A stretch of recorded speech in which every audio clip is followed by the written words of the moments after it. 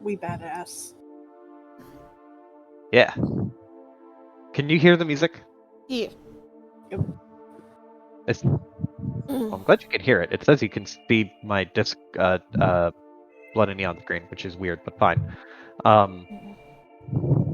So, y'all robbed a particular mansion belonging to a I think his name was Gronik Krishnov. And Unfortunate name, lawyer, yes. Gronik Krishnov, who is a defense lawyer for Tetsuo. And y'all got away with some a plethora of goodies. So, I am very curious what y'all will do next. But you are going... I believe the plan, last I checked, was, hey, let's go to Ben Geddes and decode stuff. Yeah. Because we had to find a safe place to work through all the mini hard drives that we had, and then Kaya wanted to repair Larry. And I Yeah, wanted fix to Larry's... enlist Spaghetti to examine the sealed thing. Yeah. The sealed box was like priority 1 because we don't know what's in there and we don't want to explode. Gotcha. Okay. Then let me bring up my dice roller, just so I have that tucked to the side. There we go. And y'all, so it is still... You did this during the day, right? Like, in the middle of the day? Yeah. Yeah. Gotcha. Okay.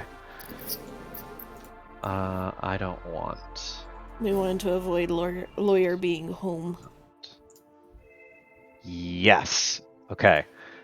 So, as you pile into... I think it's... Was it Neon's land tank? Space tank? Yeah. You pile in, head through Mariposa Ward towards the like underground townhouse style structure that is Ben Geddes' home. And you get there. Lockhart, you have access to his house, so you don't actually have to knock, because at some point during the downtime area, he was frustrated with people having to constantly knock and him having to constantly go there, so he's like, here, just, you take it, I don't fucking care, and left. And y'all just walk right in. And this is after the conversation that you had with him, Legacy. So when you walk in, you don't see Cosmic. Oh, goodbye, Mandy. You walk in, you don't see Cosmic. You see the machine, though, and it looks like it's had some modifications, some slight changes. It's also... the room is also very calm and quiet. This music is so much louder than I want it to be. There we go. It's very chill. Ben Geddes is not in his lab, though, or at least he's not visible in his lab. When you walk in, you don't hear... He doesn't typically come up to greet you, but you can easily tell that Cosmic's not here. Good.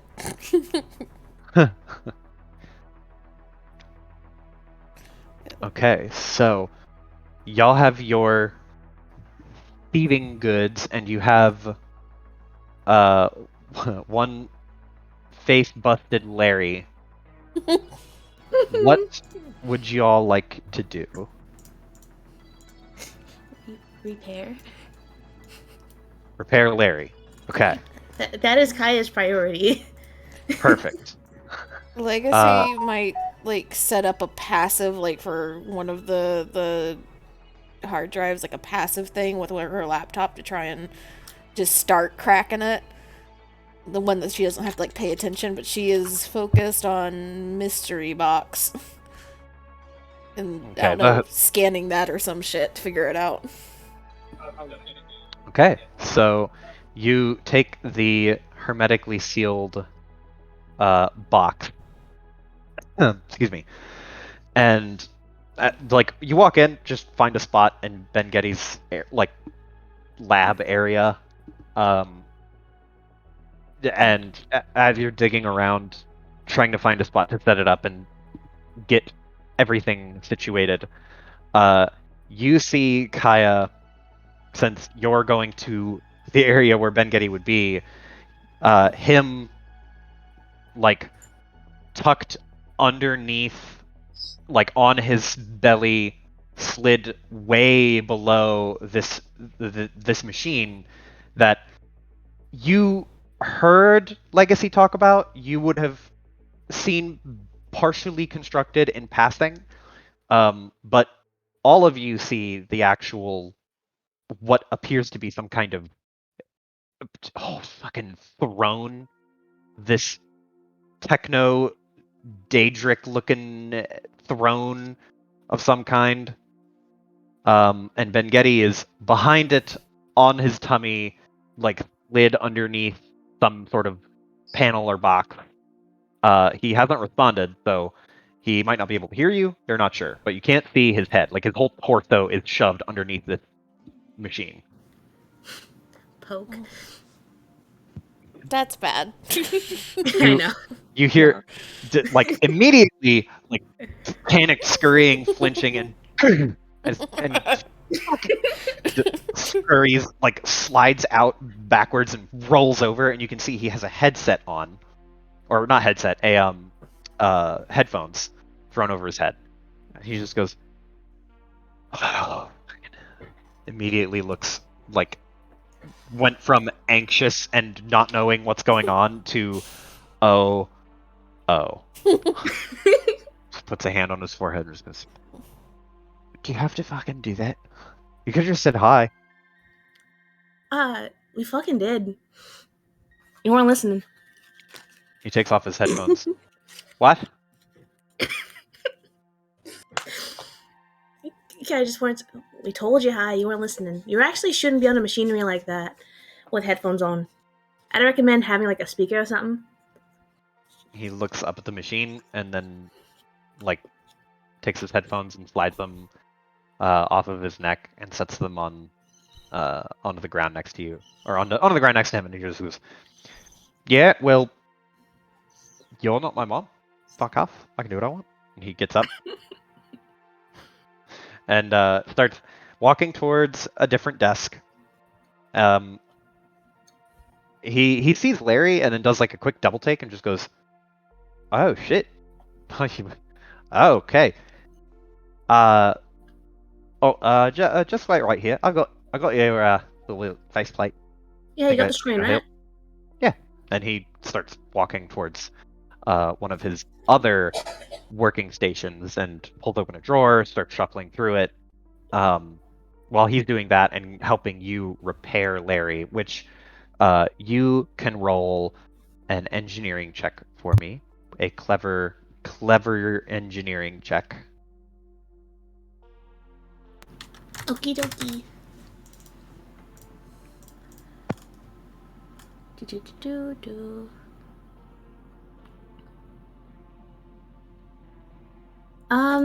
Do we use... So I have engineering and electrical engineering? Mm-hmm. Just use electrical engineering. Okay. And wrong use would not qualify here, correct? Correct. Okay. I'd like to boost and use tomato. I don't think you will need to use a boost on this one. Don't worry about it. This is not a check that will if you fail or do poorly, will damage Larry in any sense. Oh, okay.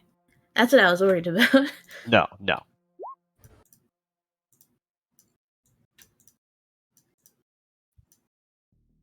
Okay, yeah, with a 14, you and Ben Getty start pulling the parts together and making the necessary connections. And it's gonna take you a little bit, but not too long. It's basically like about an hour's worth of work between you and Ben Getty. But while you're doing that, Legacy, you were going to take a burner laptop and set it up, or open the box first. Well, she would have tried to take a burner laptop and like set it up for like a passive hack, just like figure out what's going on with the things. Nothing that's gonna like trigger any alarms or anything. Just kind of like figure out what she's dealing with that she can look back to in a second. Kind of like a system scan on them. Mm-hmm. So to hopefully make that easier for her in the future rather than diving in blind. But then would have refocused on the box that that Neon brings out, because she is curious and she also does not want to die if there's something bad in there. Okay, so go ahead and roll me 2 quick hack checks. The first one will be to set up a basically set up a way to scan, and the other one will be to keep yourself and keep your tracks hidden for the most part. That way you don't, and it's all passive. So this is just to establish more like a baseline of difficulty for someone who might be tracking you. But these hard drives aren't connected to the internet, so it's basically like you would have time if you ended up making a sloppy, like if you left a bunch of footprints, quote unquote, it would be easy to go back and scrub them because you're not transmitting any information. Okay. But yeah, so really, really good. You grab just any random burner laptop or computer or deck from Ben Getty's lab and just throw it together. Plug in a quick connection and set up a pretty rudimentary scan. It's not going to find something that is incredibly complicated, but it will look for any obvious red flags, things that are going to cause an immediate problem that you would recognize. If it's something that's outside your wheelhouse, it's obviously not going to find it. But you're not too perturbed, or you're not too concerned with something like that in this state, and you don't have to worry about leaving any tracks or footprints of any kind, because it's very, very simple for you to set this up. So you grab a cable, set that up. You plug in every hard drive. it'll take a bit, but it'll do a very thorough scan for any sort of security measures that might be problematic. Cool. And you go to the box with Neon that is hermetically sealed. Y'all can see on this little box, it's not locked. At least it doesn't appear to be locked. It has one of those button latch systems where you can flip the latch up and it will just break the seal. There's no locking or obvious thing to do. So it's just break the seal and that's it. The seal is broken. You said this thing is like relatively small, like just a couple inches on each side, right? Yeah, it's about 4 or 5 inches cubed. It is a very small box. Would Ben Getty have any type of scanners or anything that we could run over it first? He could, but his scanners are going to be more geared towards mechanical interfaces, so it Okay. would give you information on the box. It would give you information on the box for certain, but if there's anything inside it that is non-mechanical, it wouldn't be able to really divine any information from it. Legacy would want to scan it first, even if it's just mechanics, because that might clue her into if there's something that might be tripped by opening it. If there's any additional like mechanics behind the ceiling of it that she needs to worry about, like if it's supposed to be cold or some shit like that. Yes, you could find that out from one of the several scanners that exist inside of Ben Getty's laboratory. He has essentially what looks like a 3D. It looks like a 3D printer. It's a cage structure with blue glass panels on all four all five sides, because it's got the left, right, front, and left, right, front, back, and the top. Mm. And it's about as big as a 3D printer. So it'll sit on top of a desk, and when you slide open the front glass pane and set it down in there, each surface of glass lights up and scans some facing portion of it from left to right and top to bottom. And then it will scan it from each individual pane going left, right, top, bottom. There's and that feeds into a different deck that Ben Getty has set aside. To which, at this point, you all have had enough exposure and time in Ben Getty's lab that he doesn't stop you when he sees you messing with his stuff. He just kind of like he looks over, sees what you're doing, and just and then turns back to what he was doing. He's not gonna bitch. We've not broken anything as of yet, so This is what friendship is like. Mhm. Sharing everything. Legacy and Kaya share all their tools. He's friend now. Share his tools. Forcefully sharing. It's forceful sharing all around. Is hey, I'm borrowing this. Wait, what? I imagine It's there's at least one computer that Legacy has gone in and tweaked, and he bitched about it for the first like hour, and then realized that it actually worked, and then he had to shut up. He bitched about it because you started touching it, and then he doesn't like when people touch his things in the same way that he's like, no, don't touch my mess, it's mine. And then he found out that like you didn't do anything damaging to it, you just tweaked it and customized it and did some stuff that is Made honestly, it run like 2 seconds faster. Mhm. And he was again like, it's mine. But he did not. It was it was a battle he didn't want to fight, a hill he would rather not try to die on. Because he benefited from it. Precisely. So, as he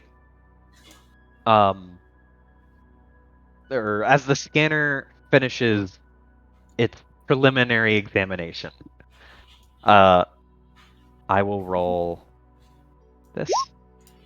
Okay.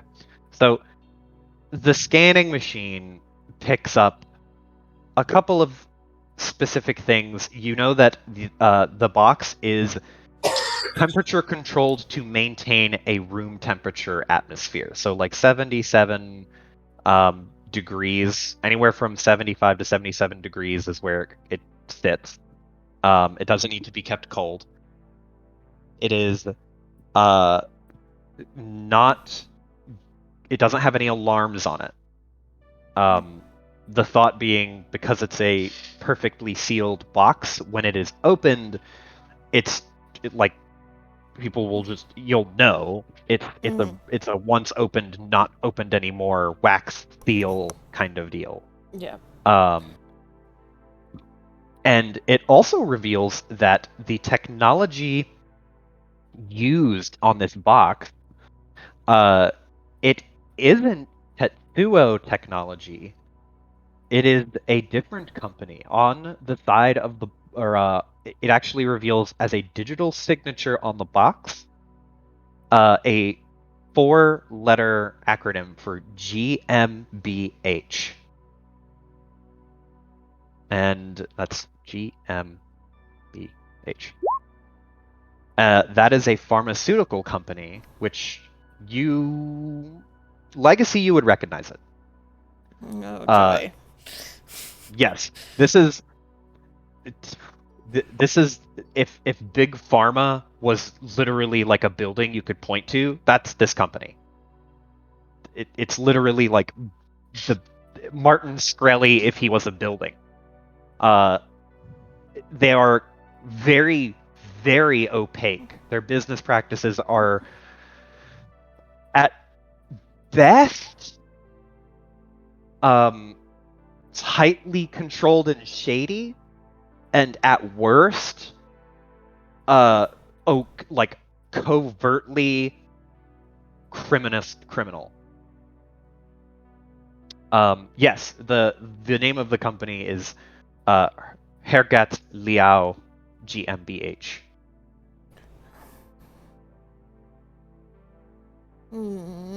So you know that it is a box that is hermetically sealed and temperature controlled to be room temperature, which you wouldn't have to worry about in this particular case. And it is a box created by this pharmaceutical company. Which brings about other concerns. Less likely bomb, more likely other things.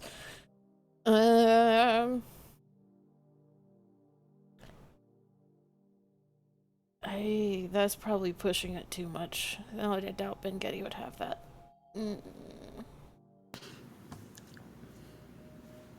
Could ask Maxine. Legacy kind of wants, like, you see her, like, reading through everything and then just like, I don't like this now. Different concerns. And she just kind of looks at whoever is paying attention to her. It's just, opening this in isolation or containment might be a good idea. Why don't we get a vacuum sealed box? You know, the ones that have like the gloves that you put your hands through the box, but it's still all vacuum sealed. That's what I was thinking, but she kind of looks around Ben Getty's lab. Don't think he has one. Ben Getty does not have an adequate chemical shielded area. Would Kaya be able to create one of those with her... What's it called? I don't need a manual. It's honestly not too hard. You would just have to create a plastic box, and then we'd have to vacuum the air out with like a vacuum.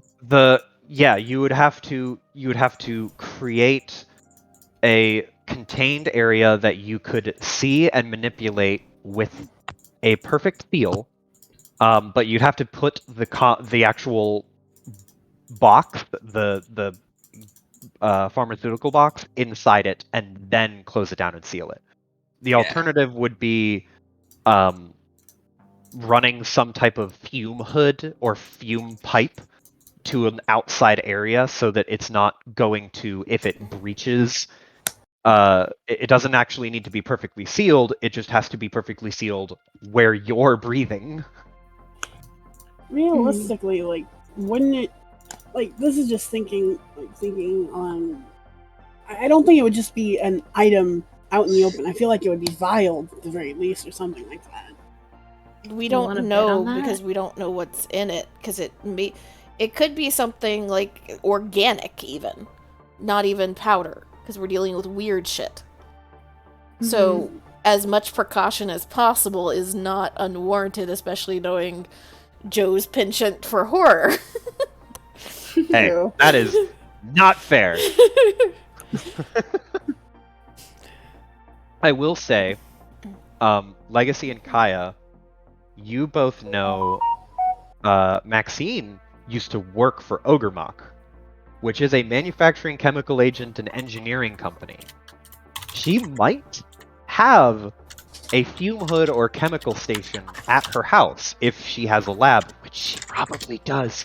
Which is She why I built wanted to go to Maxine robot last legs. time, but I got yelled at about going to Maxine. She's a little I weird. was down to go to Maxine's. I'm cautious, but if you guys trust her, Involving more people. Yeah, we focus on hard drives now, then field trip to Maxine's. Oh, I think hard drives are going to take a bit of time, period. Oh yeah. So, Yeah. So, or sorry, go on. Make your decision. Choose your fate. so that's why Legacy is prioritizing box, and then also better to get box open now and know what we're dealing with than just have it sitting around and risking it accidentally getting bumped or knocked or broken in some form or fashion, and then it's too late. Mm-hmm. So the hard drives is going to be a legacy project over like the next week or so, probably. The box needs to be the project from the heist that is focused on, I think. And I mean, we could try to build something if you wanted to, if you think you could do it, Kaya, and then we don't even necessarily have to make it super easily like manipulated from the outside, because there's a mini Larry that we can just throw in there while it's being built. That's just true. Kaya can pilot a mini Larry inside. And I feel like they are relatively dexterous enough to be able to open do. box carefully. They have a specific tag to make them dexterous. So, I imagine building it wouldn't be too horrendously hard. It's just... It would be more time consuming. It'd be more time consuming than difficult, because the process, Kaya, is predominantly a physical one. It's going to be something where you're like, okay, I got to get a welder, I got to get a vacuum sealer, I've got to get a reinforced glass pane so that when I suck the air out, it doesn't just fucking shatter. Like, material collection and construction, you know how to do this. This is not hidden technology. It'd take you probably 3 or 4 days, the better part of 3 or 4 days. So then the question is, do we want to do it potentially same day, or do we want to wait 3 or 4 days? I'm good for either. That is not a helpful answer. Alright, well, convenience sake, it'd be easier to ask a certain Maxine if we can borrow her shit if she has it. But if we want to keep this more tight-lipped, it'd make more sense for Kai to just build one. It would probably only... Would we only be able to use it once, Joe? Or is this just like a thing she's building separate from her talent?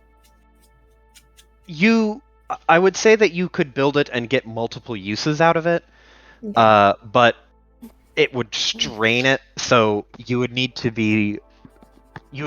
I would say that you need to roll if you used it multiple times to see if the act of sealing did any potential damage that needs to be repaired.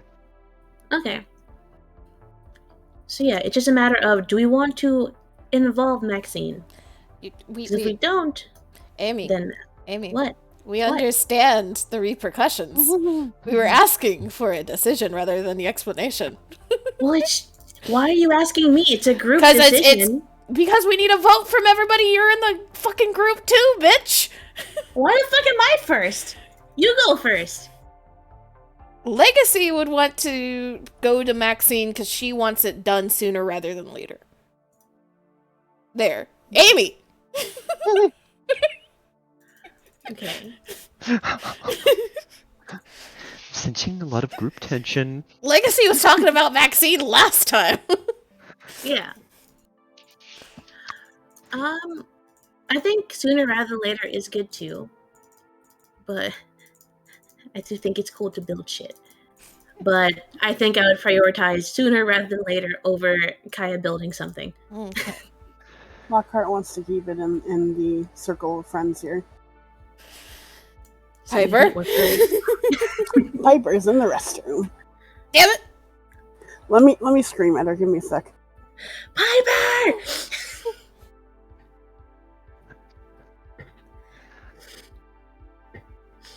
Piper, give us an essay on your opinion on this topic.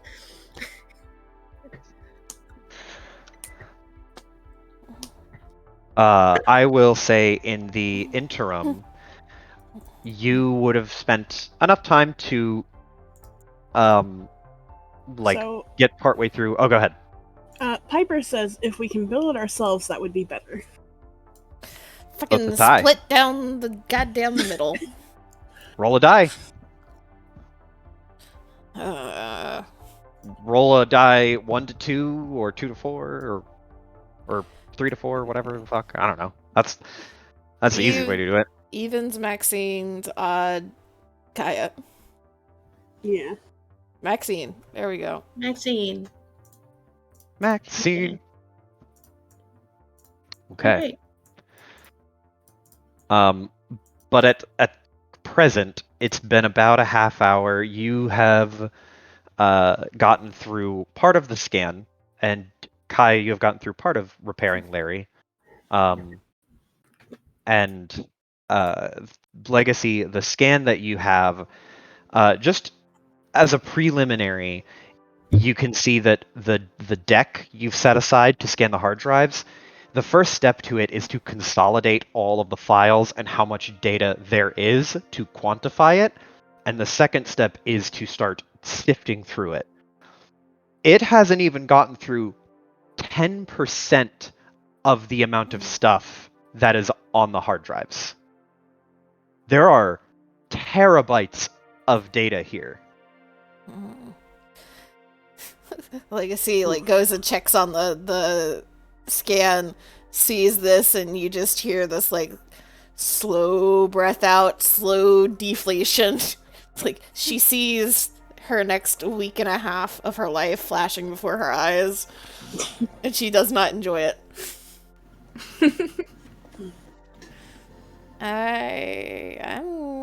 I'm gonna need to recruit some people for this. Yup. You got someone in mind? I did a couple people. Yes. I will tell you, Legacy, as far as info diving, oh fuck, I can't even remember NPC names. Hijack would be okay at it. He's really good once he knows what he's looking for. If you wanted someone to parse information really quickly, you could reach out to Base. Base is a thief, and he kind of straddles the line between someone you can trust and someone you can't. He's very much an opportunist, but he is an information specialist. Yeah. She's gonna have to think on that because, like you said, they've not tangled yet, but there's also been a good chance for them to tangle, and she doesn't necessarily want to invite that either. She's gonna let her computer finish its run before she even talks to anybody, because she wants to know as much information as she can on her end before she can makes a decision. Okay. The paranoid hacker is coming back with that particular decision. Fair. Okay. So you all wait out for the remaining time, and I assume you're waiting so that you can get Larry repaired. Yes, that is Kaya's priority. Okay. Yeah, I think Legacy knows Kaya well enough that she's Kaya's not gonna fucking leave this lab until that fucking screen is repaired. No matter what's going on, short of the building exploding. Exactly. I will also tell you, for your own sake, Kaya / Amy, Larry were he like his screen does not like it does not have any impact on his ability to see.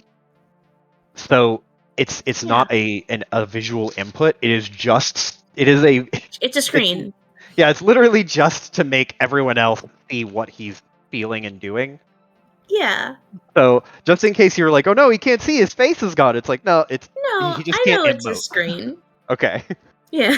A screen is a screen. It displays technical shit. I'm not getting into that. Yeah. I know it's a screen. Kaya just Okay, has cool. her priorities. Then yeah. So you after another couple, 25 minutes, his screen is repaired, and Ben Getty will like take the back of his hand and wipe it across his brow, and he'll say, "Oh, yeah. So I actually wanted to show you some of the stuff that I got from like the different copies and shit that I made of this guy." And he like pats the top of Larry. Okay, what do you got?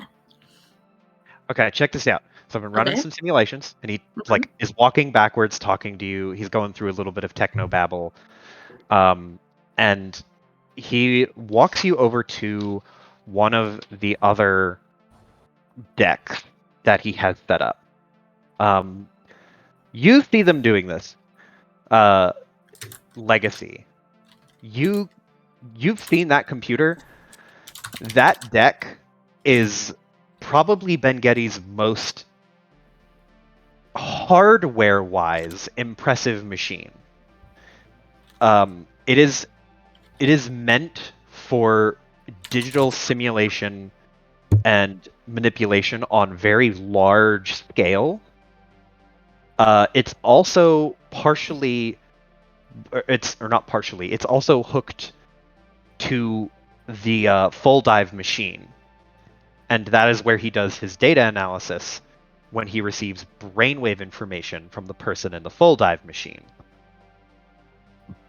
And he kind of walks Kaya over to it, and this is the computer itself is part of the screen, and what it is resting on, the metal frame of the desk, and the when a desk has like that overhang, like almost like a bookshelf or whatever. It looks like that, except the metal framework is additional components and pieces to the computer. It looks like one of those old school, like sci-fi Star Trek, just wall computers almost. And when he walks up to it, he flips a couple of switches and then turns it on, and you can see just a stream of information pouring out from one side. Basically, this laundry list of like seemingly random bytes of information, and it's very much like the Matrix, just a feed of cascading information.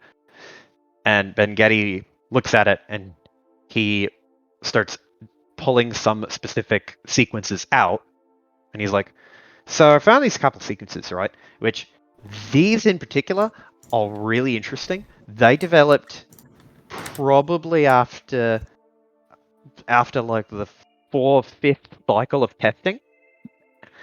And I've actually found out that this little dude, and he points to Larry, this guy, given enough time, he could learn at such an accelerated rate that he's going to be on par, if not faster, than the actual observer. But granted, mind you, this is like, hundreds of years in the future, if he was just like constantly learning information. But, it's cool to know that like you've accidentally stumbled into something that is, in a weird way, like kind of a dreamer eventually.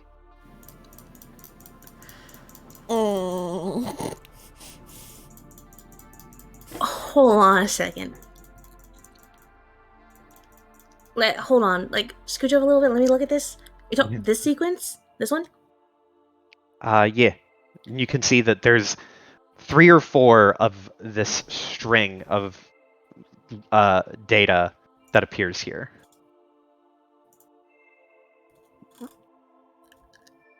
Hey, do you want to see all the simulations? I've got, I think, like 4 or 5 running, and he leans back Yeah. over Yeah. and Fucking pulls play up 'em. the other My audio's down. streams of Hold data. on. Huh? Hold on. I think you're speaking. My audio cut out. I can't hear shit. How could you know if I'm speaking if you're deaf?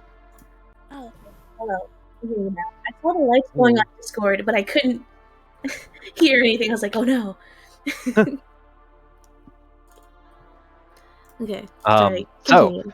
no, you're good. So he pulls up the several different streams of data. He basically takes a snapshot of it so that it stops updating and constantly accruing information. So you just look at a static image of information, and he scrolls up, highlights a couple of segments that are in a weird way like rudimentary. It is code, but it is code that is very clearly not a coding language that you know, and it's not one that Ben Getty knows. And he's like, this? And he points to it, and he's like, I didn't write this. Okay, this is like it writing its own code. So it's writing its own pieces of its brain. It just needs time. And eventually, like, you have this actual... Oh. He... Like... I don't know how to, like, properly explain this, but... I mean, I'm sure you get it. It's like you've created a learning machine. More so than, like, an android. An android is just a human facsimile. Well, sort of. It's weird. But this is like a... Well, it's not really like a human, so to speak. At least not yet. It could be. I think it would take probably like... And he reaches over to a different screen on his computer, scrolls over to it, and pulls up a chart that shows a logarithmic scale. And he scrolls over to a point, just goes, I think after like 75 years of testing, it becomes about the... Or 75 years, it becomes about the level of intellectual maturity of like 30 or 40-year-old. So maybe in 20 years. Hold on, that doesn't make sense. I just ran this. Give me a second. And he starts to like sit down. He sits down at the desk and starts typing in something, and running what appears to be some type of simulation or a data pull or something. And that snapshot of the data, it vanishes, and you start to see the different data streams, and each of them in the corner has like a number identifier, like a serial. Each of the serials are unique, but they're not inherently meaningful. It's just to know which information is coming from which of the simulated things. And he runs over to a different program, pulls open a window, and he looks at it, is reading some code, looks at a different window, looks back to the little script he wrote, and he's like, okay, this should run pretty quickly. And he clicks it and runs the script, and you can see one of the 4 or one of the 5, like, it's almost like a pillar of coded information that's like slowly been upwardly scrolling.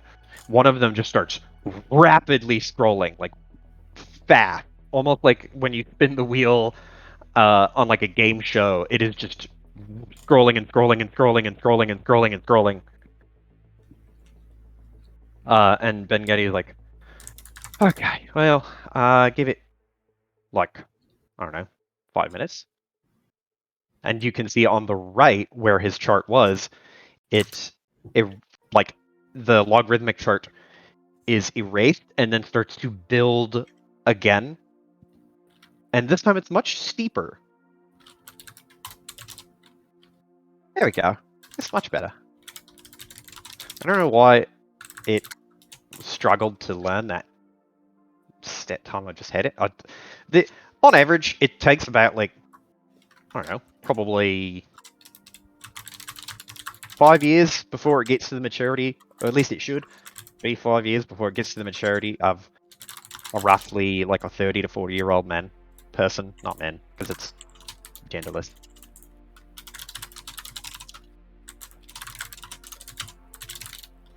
Holy shit. Yeah, right. Fucking crazy. What the fuck? He like nods and is in approval, and he's like, "You made some crazy shit, my dude." I didn't. How the fuck did I do this at the fucking bar? Again, to be fair, you won't get to live to see this. Like, this is if Larry just was able to continuously grow in the perfect environment for years. So, at the rate he's growing now, he'll probably be like a teenager on the inside of a year. But, like, what you won't get to see, like, this point, and he points to way further down on the graph, Yeah, where you're I'd looking at a fucking. couple hundred years. Yeah, I'd fucking hope not. Yeah, right. But holy fucking shit. I've just been like taking notes on all of his behavior as he's learning shit. Yeah. Oh, do you want like a copy of one Yes. of the copy? Okay. Yeah, And yeah. he reaches down and starts messing with something, and he's like, "But I'm gonna isolate it. I'm gonna put it in its own storage device. Don't connect it to anything you don't want to risk breaking." Because he's Can you be a little more fucking specific about that, Bengatti? well, like, you don't want it to fuck around with your computer. He like Okay. gestures to it. So, put it in like a almost like a virus repository or something. Probably have to have legs about it or something. You are not allowed to create the machine overlords, Kaya. That's not what I'm fucking doing, legs. I'm just trying to figure out what Larry's capable of, what he's gonna fucking do. 'Cause he's learning. He's Then, go ahead. Yeah, he's learning. He's making his own decisions. He's making his own ideas. He's asking questions, and he's executing his own ideas to the best of his ability. Like, I'm trying to figure out what we've got here. And you know what? I think that if you play your cards right, and if you let me continue testing this, of course, I could optimize his learning algorithm and make him actually learn faster. He like does a little like a shrug gesture. He's like, "Eh? Why would you want him to run faster? What? What do you mean?" Well, like, why wouldn't you want him to learn faster? Like, what kind of fast are you talking about? Like, make him learn at the rate so that you could see what is like. You want to see what Larry's capable of, right? I want to know what he's capable of. Well, exactly. That's what I'm trying to figure out. Well, Bengatti, knowing shit in theory and being prepared for it is different from wanting it to actually, happen and see it for yourself. what you were talking about in hundreds of years, he can be on a level of the fucking dreamer bullshit we're dealing with. I don't want that. I don't want him to go through that kind of shit. So I just saw your message, Iris. Lockhart's not in the room. Who all is in the room right now? I'm I guess assuming. I'm here. Yeah, Legacy transposed herself there. I mean, Legacy's sitting on the opposite side of the room, fucking with her computer. So, like, You can hear their conversation. Neon, are you in the room? I suppose so. Okay, so you can hear their conversation as well. But if you're not actively looking at or investigating this conversation, you're just listening to it? No. Yeah. Okay. Kaya, roll me a cool check. And Oh boy. The second. just a cool check.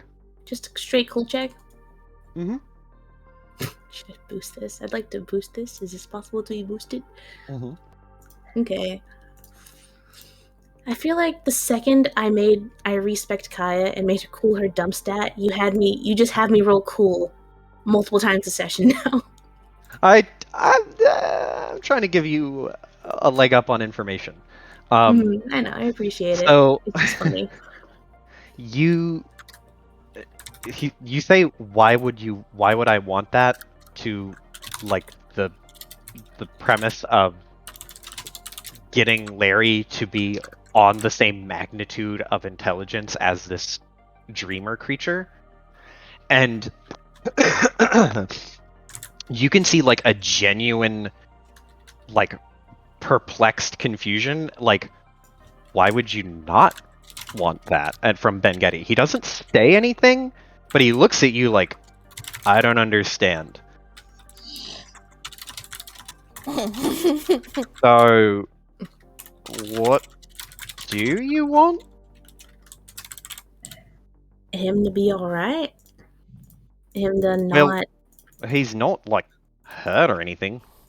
No, but I don't want him to go through whatever the fuck that dreamer shit's going through. What do you mean what the dream is going through? A fucking monster in the sewers blowing shit up. Well, I mean, like it's not like it's an animal, it's like a machine, so it's just running its process and doing its machiney thing. Quick question, above table. Has it been shared that it's not just a fucking machine? It is. I think you all know about the biological weirdness, but Ben Getty is like associating it with like, yes, it's weirdly constructed and has gooey parts, but it's ultimately just a machine. That's his thought. It has veins. Okay. Does Kaya is just... Go ahead, I'm sorry. Does Legacy with her like dreamer bonuses that she has, like, what is the story of the dreamer? Let me put it that way, because I don't think you've said like exactly what the story of the dreamers are in this setting. So, like, what's the legend of it? The story that the public are aware of for dreamers is they were originally thought to be developed AI that were used for business purposes that slowly became more intelligent and then were used for governmental purposes. And because they were originally part of a corporation, they retained that ownership. And they got more and more potent. And after a point, these machines, or these AI, depending on the form factor they were a part of, became way too out of control. And so it was said that they were decommissioned and destroyed. And the legends that you see online are these AIs, these machines, like they created some form of external body for themselves, or they were already in one in certain cases, and they escaped. The legend is that they were some kind of government experiment or some kind of corporate experiment that the government tried to take over, and it went wrong, and now they're out and loose and they're among us.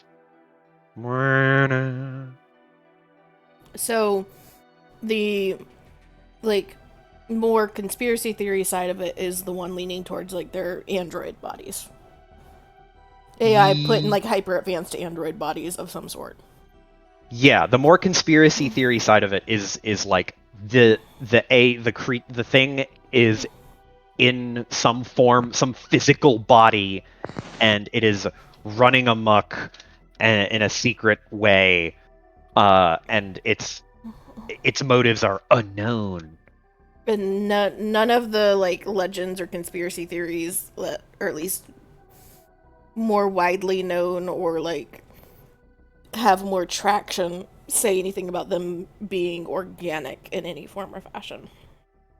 No, there is nothing about them being organic. It is always like they are rogue murder machines that are hyper intelligent. It has nothing about them being like demi-organic life forms. Gotcha. So, like the cyber psychos. Yes. Except the cyber psychos were people. Yeah, the cyber psychos are, as far as anyone is concerned in the public eye, they are people who had augments to certain parts of their body and brain and nervous system, and something went wrong with the augment that caused damage to those systems, and it irreparably changed them in a way. Okay. Interesting. Especially now that we've been introduced to someone who deals, or to a company that deals with that kind of stuff. Okay, But thank you. yes. So Ben Getty again looks at you and he's like, he says that like the observer is just doing its programmed whatever mission it has. Like it's not a living creature. It's doing something, but we don't understand what it's programmed to do, so it looks like random behavior. Yeah, I don't want it to get to that point. Legacy is just gonna like very quietly kind of turn in her seat to like watch this conversation now that she's tuning into it a little bit more. She's not gonna say anything at the moment, but she is watching and listening very intently. Ben Getty, like, he blinks again, still kind of confused. Just goes, well, it like I don't think it would, because you have, like, we're on the ground level of this, right? Like, you and I are here with Larry, and he gestures to his computer, and like we have input on how it could go. So it's not like it would be a random process that we don't understand or understand the root seed of, I guess. So it wouldn't end up like a rampaging info monster. I don't Unless want we to wanted take it to. chances. Yeah, I don't want that. I don't want to take chances on that. I'd rather just let him get smarter, let him learn naturally, and see what happens, and observe him from that. I don't want to interfere with it. Wait, well, like, wait, well, I don't really understand what you mean by you don't want to interfere with it, because you brought him with you, and he had a grappling hook or whatever. Is it I interfering? just said hook. You just said hook. I just Okay. said hook. Yeah. So he's like, do you consider it interfering with him by bringing him to random places with you? Like, where did you go that you had a hook? Like fishing? It's a long story. Probably I asked the whole group about it. But, I mean, Larry's my drone. He comes with me everywhere as long as I can bring him. I would probably only call interfering if we were to do what you said of trying to artificially accelerate his learning process. I'd rather him learn naturally and see what he does with that.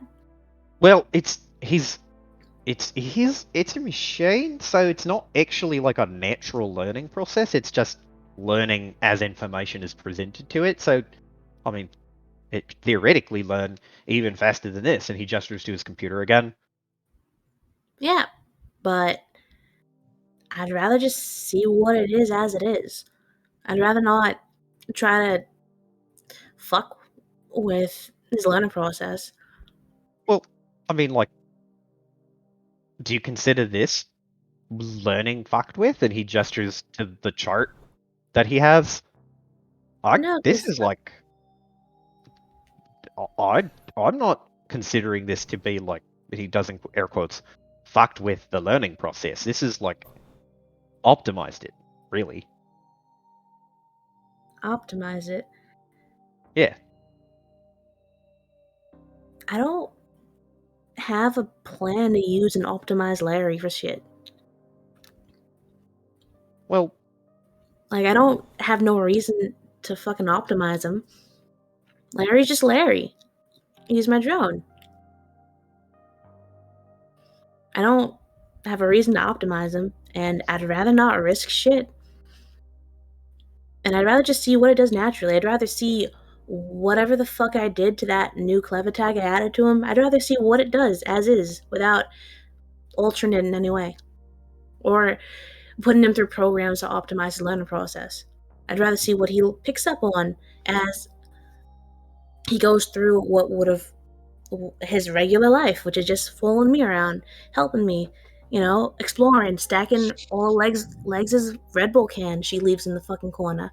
like, it doesn't have to have a human life. It's a machine, so it could have an exceptional existence beyond what like we could experience. And he gestures to you, him, and Legacy, who he like briefly glances at you, doesn't look at you.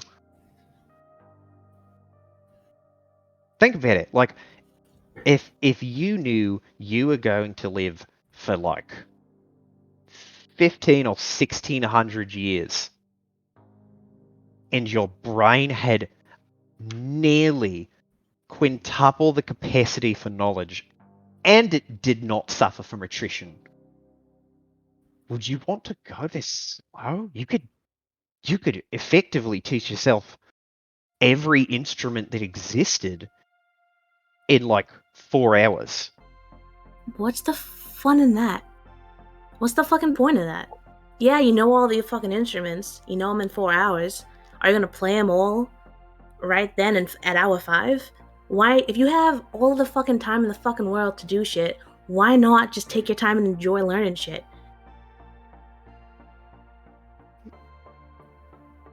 That's you know what, you can go about it your own way. Like I said, it's your robot, and this is fine. And he like leans back in the chair and steeples his fingers and just goes, "Like, you gave me the copies, and you have your Larry, and it's." He shrugs. We'll just go about it different ways, I guess. Gaddy, what do you plan on doing with the copies? And I know I only let you have them because I wanted to be a part of whatever you fucking plan on doing with them. What do you mean? What do I plan on doing with them? I mean, your research done, you ran simulations. You're talking like we're gonna go our separate ways on this topic. What the fuck are you planning on doing? Studying them, like continuing to study them, run them through their paces, like see what they're capable of. I'm not going to let it get out of hand. It's easy enough to just like reset the 0 and keep everything under control. Plus, they're relegated to, and he reaches under the desk and pats a little steel, like opaque black box, just like dun dun. They're relegated to this like isolated compartment, and this is all like cloud machines. So I'm not actually like in any risk of letting anything, does quotation marks, leak, so to speak. Look, if you're gonna do shit with the copies, I want to know every bit of it. He gestures to the screen. This is every bit of it. Yeah, all the shit in the future, because it's cool, you're doing all your genius shit, I want to know about it. What do you mean, what shit in the future? Future simulations, you said you want to do more research on them, or more simulations on them. Oh, well, yeah. I'm like, I'm I'm running one now. And he gestures to the computer and like looks at the script that it's completed, and he just goes, oh, well, it's done now.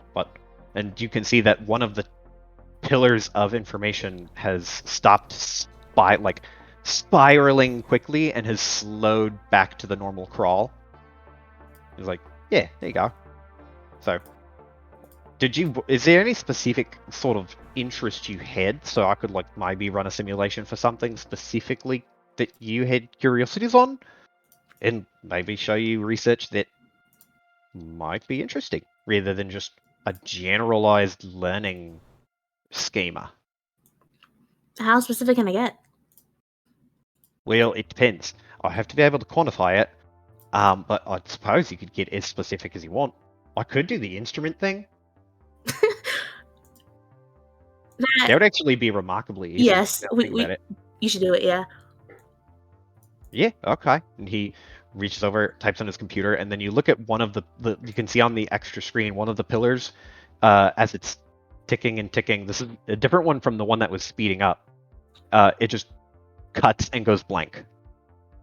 He just goes, okay, I need to go get like a fuck ton of music data, which I don't have any of. I wonder if there's an API for like an opera house or some shit. There probably is. Turn on a radio. I need like the packets of information. I'm pretty sure there is one. It's not important. Well, like, it is important, but like not urgent. It's not important, but it's fucking important. At least to us.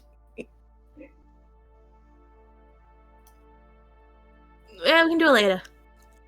Yeah, great. Yeah.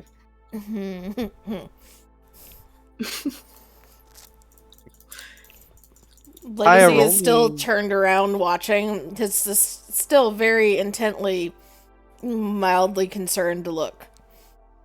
Arms crossed, just sitting there and listening.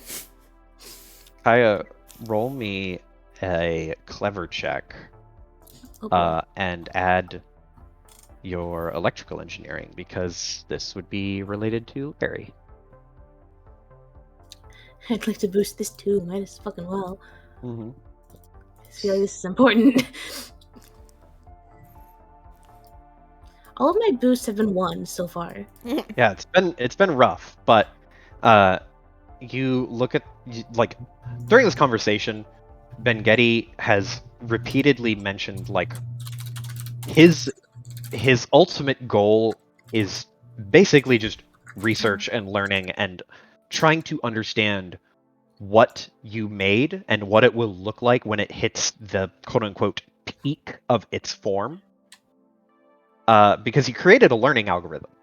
And now he's like, I want to see what it looks like when it learns a fucking bunch. And if it learns about a specific thing, what that looks like. And if it will change its learning pattern.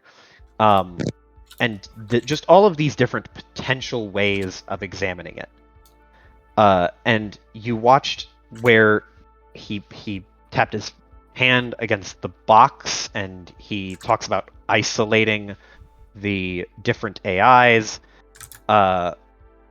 You are starting to get the impression that he's running a simulation on the AIs right now as you speak on his computer. And he's actually goes, because you had asked him for a digital copy, he reaches out and grabs just a small thumb drive.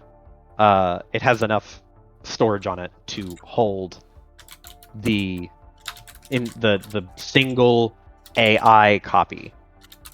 And he loads one on it and hands it to you. Just Sweet. a thumb drive of what is effectively Larry.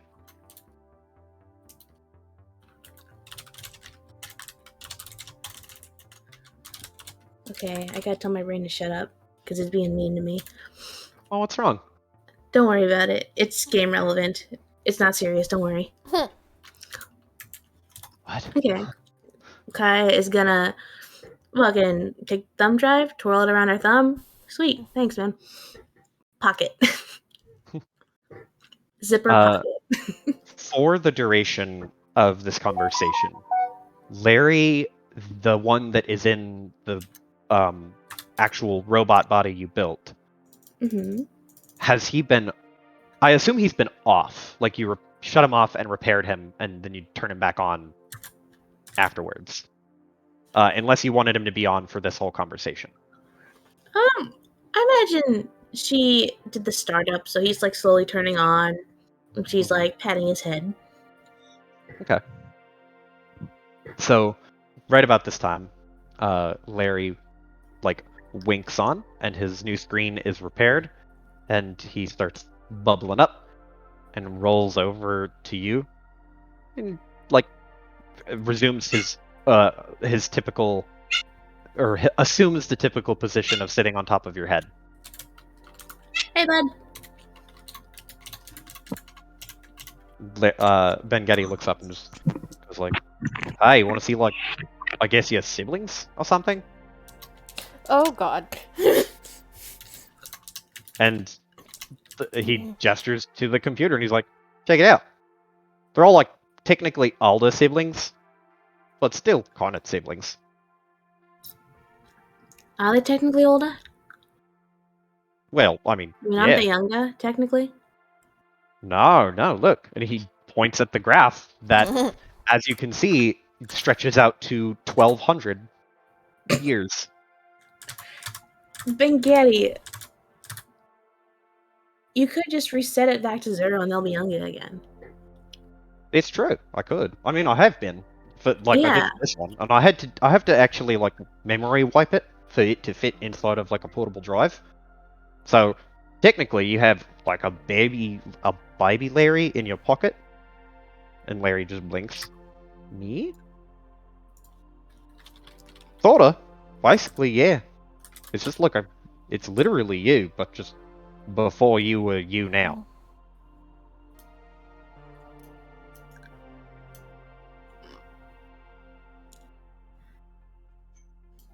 Sorta.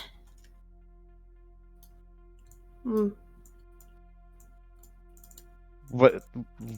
Why do you mean sorta? Trying to explain it to Larry. Larry, he's like looks at the screen, and he lets go of your head and then floats down to it, and then pokes one little manipulator at the screen, and you can hear a little like tink, and he just goes, "Siblings? All of these is siblings?" Writing down his sentences. Ben Getty nods and just goes, "Yeah, like I think this one would be about 40 or 50 years old. This one would be about 600 or 700. This one's about the same, about 600, 700. This one I just wiped."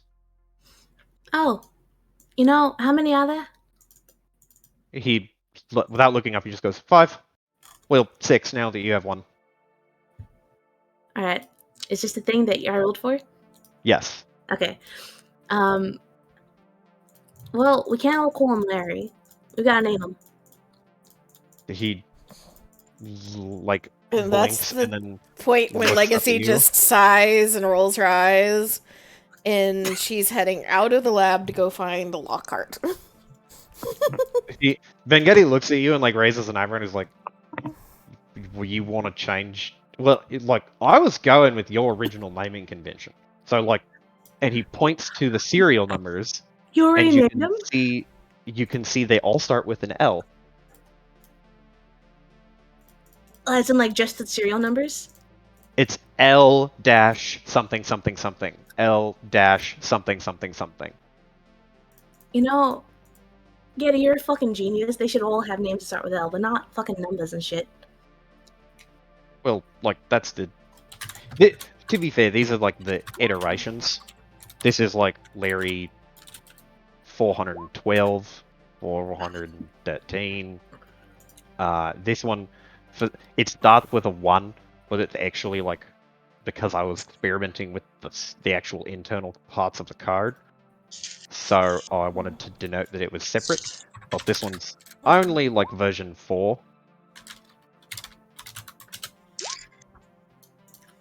Alright, well, probably give them easier to remember names. Easier to tell them apart, too. Well, I mean, I could. Well, there's not much to like look at. And he gestures to the code. It's the There's fucking not like they. principle of it. Well, they don't have a body. They're just like So? code. He shrugs and just goes, I mean, if it makes you feel better, you can name them, but like, they're not gonna know. It's the fucking principle of it. Larry, the one in your Larry is like floating next to the screen, and like it tilts, does the sort of body tilt his head gesture, and looks at the code, and he's reading it. Or at least it looks like he's reading it. You're not sure if he can actually read code. But he's looking very intently at it. And then Ben-Getty just like looks and goes, oh no, that's interesting. I need a physical body or something. Like some kind of, and he whips around and then he sees Neon and the goggles you have, and he just goes, no shit, can I borrow those? I'm not gonna break them, but I could put or connect these to one of the fucking things, and he gestures to the box, and I could show them visual stimuli and see if that is different from their learning algorithm. See how that impacts it rather than just like force feeding them information at high speed. I did not understand a single word you just said. I just need the goggles. Looks to Kaya. Alright, Neon, you don't gotta let him borrow them if you don't wanna. But I kinda wanna see what it can do, and I'll make sure it doesn't break it. And if he breaks it, I'll fucking fix it. Very well then. Yes. Nice. I guess the next big thing would be like, maybe I could get a microphone and then try auditory learning. But it would take a lot longer, because I wouldn't be able to like fast forward this. No. But it's different than force feeding information. And visually starting to things better than auditory. But you already got the fucking goggles. I could do fast tricking. Okay, hold on. I just gotta like go into like the little brainy bits, make sure that its ability to process fast information, and he starts typing. This is about when Neon goes to join Legacy looking for Lockhart. You leaving the nerds to do their nerd shit. You end up going and finding Lockhart eventually, and I'll say that you could arrive back downstairs with Lockhart in the next like 2 or 3 minutes very easily. Well, see, Legacy left because Legacy needs to talk to Lockhart. She's not retrieving Lockhart. Gotcha. So I'll say that we can pan the camera while these two futz around with the Larry clones.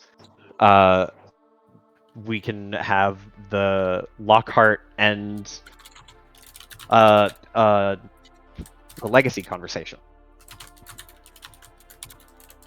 Where the fuck did Lockhart disappear to? She went to the living room to start going over those papers. She wanted somewhere quiet. Because it's gonna take a lot of brain power. Yup. Although, to be fair, she has probably put up with enough of technobabble in her time that she knows how to tune that out without too much brain power. It's been a hot second, okay? Legacy would come in and kind of like watch her for a second and then sit down across from her in whatever chair was available across from her. And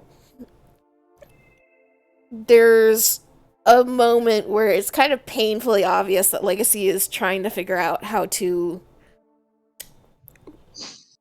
put words together that she wants to say. And then she finally just lets out this, like, little unhappy grumble under her breath and sits forward, like, elbows on knees, looking at Lockhart. So there is something that needs to be said about Bengeti, and something that I'm hoping you are going to be willing to agree to.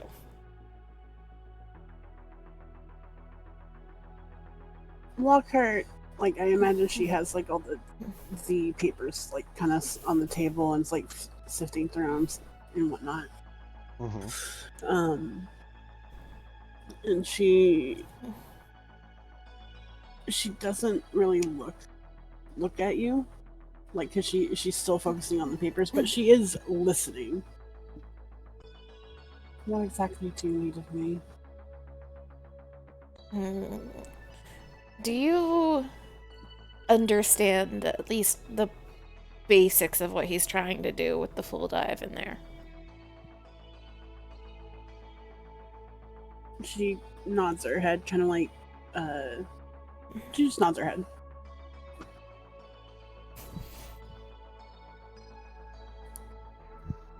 You understand that once somebody gets plugged in, they're in. There's not any coming out without somebody on the outside triggering it. These details weren't explained to anyone yet, right? Correct. No, I didn't know that. And I like, haven't really been keeping up with exactly what the procedures are. Lacey nods slightly. To be fair, he's doing as much as he knows how to do. But the balance that's needed to keep somebody alive in that machine is very, very specific. And they cannot choose to get out of it themselves.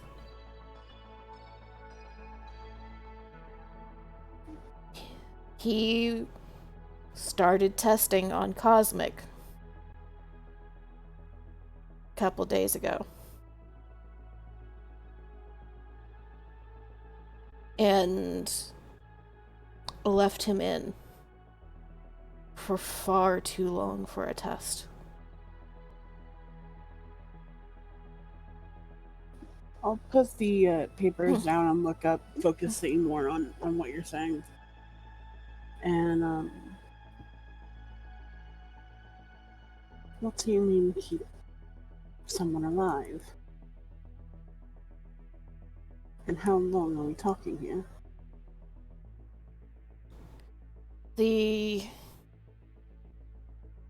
When in that machine, it is so hot and it has such demands on the body and the mind that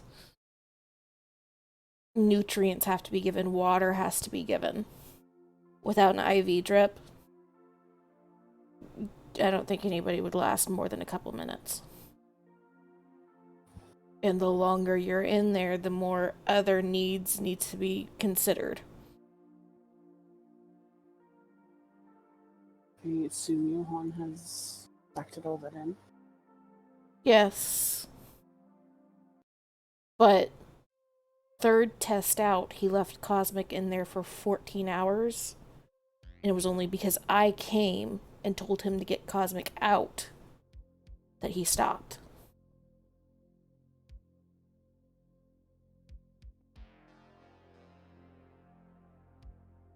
How long was the previous You would testings? know Legacy that it's been probably about 3 or 4 days since that confrontation. And Lockhart, in that amount of time, you have not seen Cosmic come back.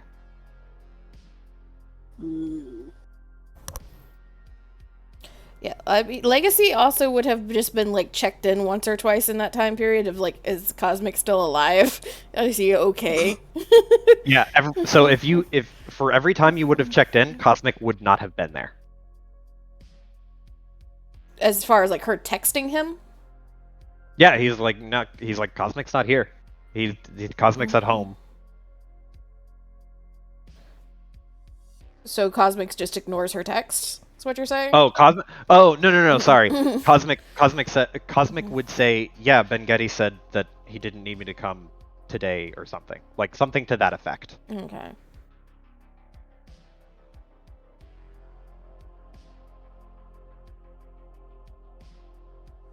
Did Lockhart ask a question? I think I missed it. I did, but I don't remember it. Sorry. Oh, what were the prior tests? How long were the prior tests? A few minutes each. 5 minutes, 30 minutes, something like that. And then immediately into 14 hours.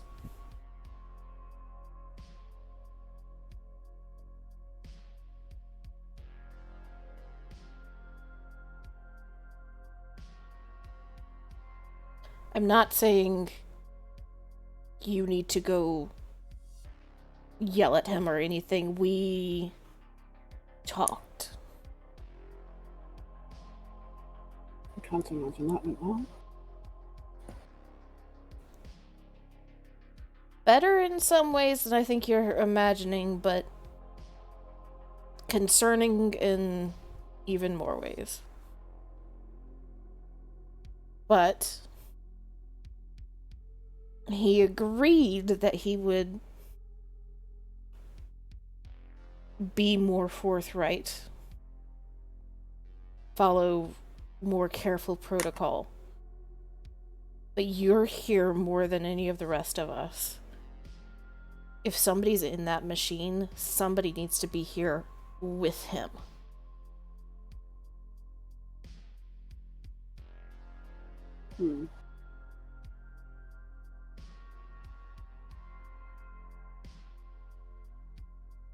Did Cosmic know what he was signing up for?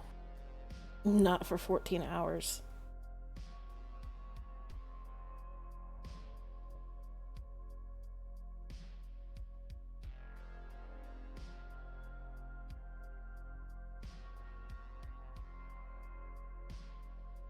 And when I talked to Bengetti about it, he seemed to be more convinced the annoyance and anger was because of the time wasted, not because of the lack of safety.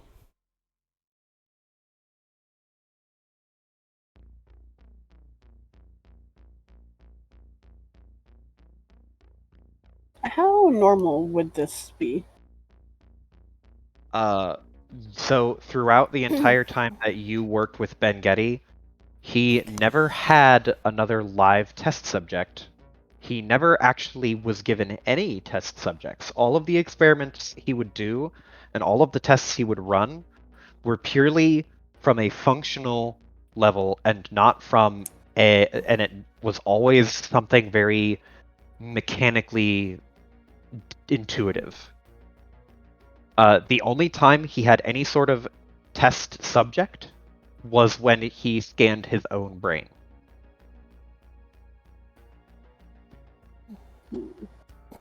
So there's no, I guess, precedent, essentially. Correct. There's no real precedent because you've never seen him test on anybody. But even for the other stuff, he would follow procedures, though.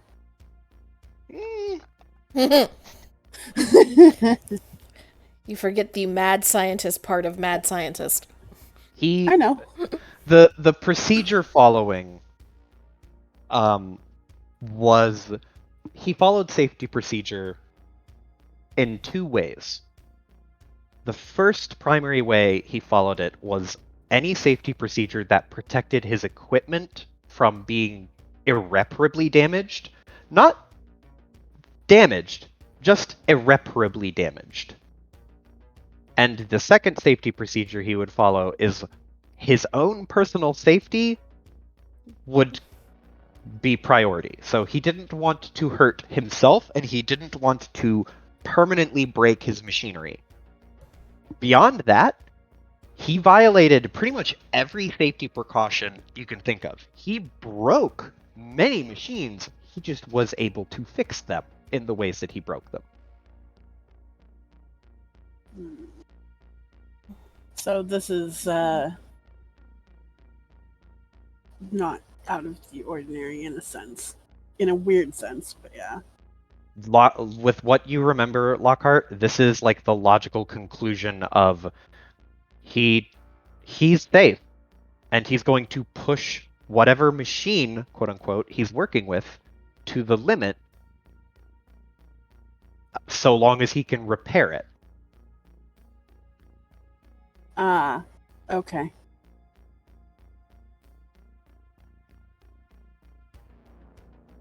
This is why he doesn't work with people. Or he wasn't allowed to work with people. Okay.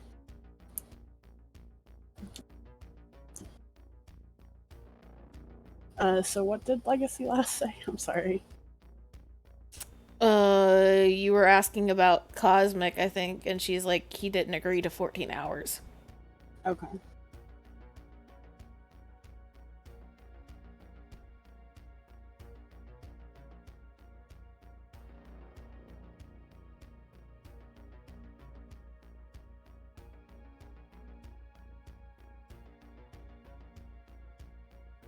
Is Cosmic okay?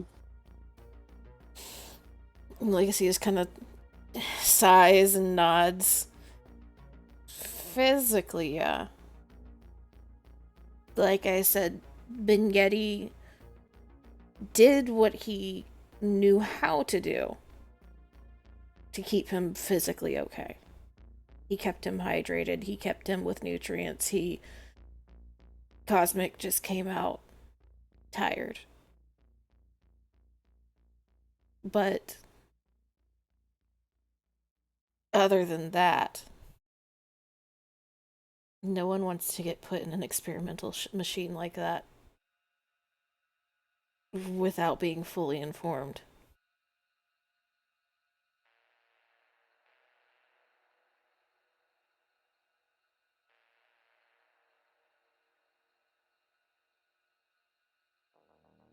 Not in agreement. I don't know what you want me to say to him. I don't know that you're gonna be able to say anything different than I did. But the ask that I was talking about is if you hear that he is putting anyone else in that machine and you're here, don't leave. Or if you have to, get somebody else.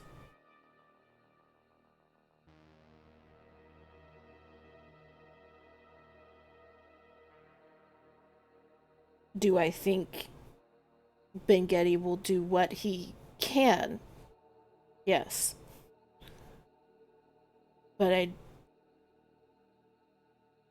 Legacy just kind of like pauses, and there's this, again, that kind of calculating, how do I phrase this look in her eyes.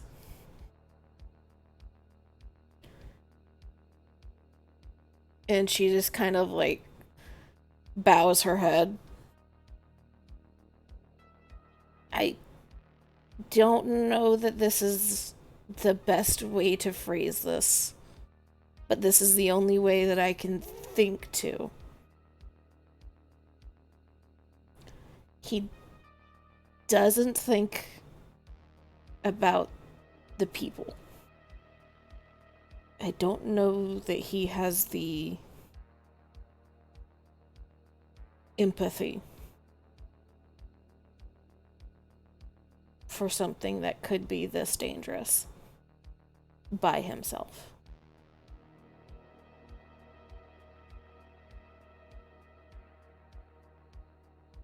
Hmm.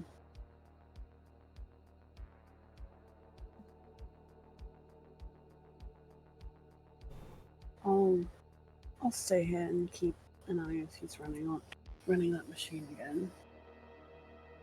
I can promise that, and I'll try to speak with him.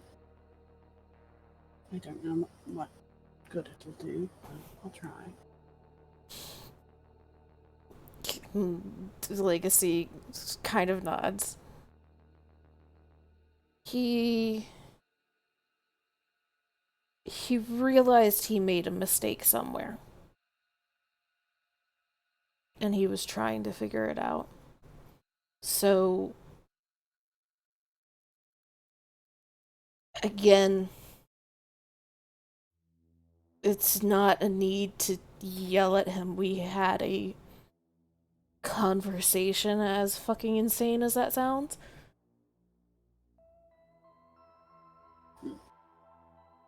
But Cosmic signed up for this, yes, but not like that. He isn't in as deep as any of the rest of us are already. And it's not Cosmic in that machine. I'm the only other one that has a chance in it.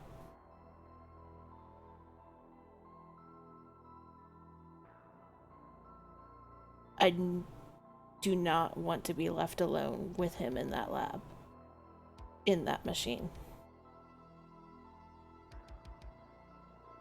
I'm surprised you haven't talked to your roommate about this. Why me? Kaya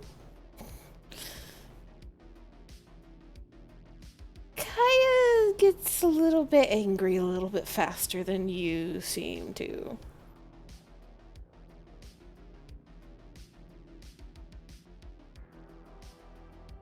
And I wanted him yelled at. I would have done it. I could still do it.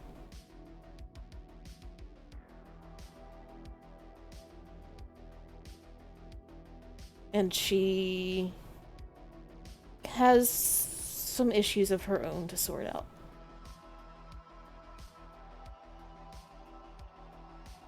So it's you.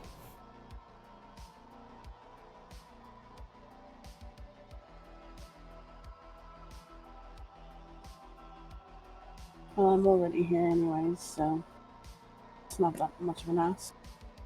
And I'll keep an eye on him and you if you're in that machine. Or whoever's in that machine, I guess.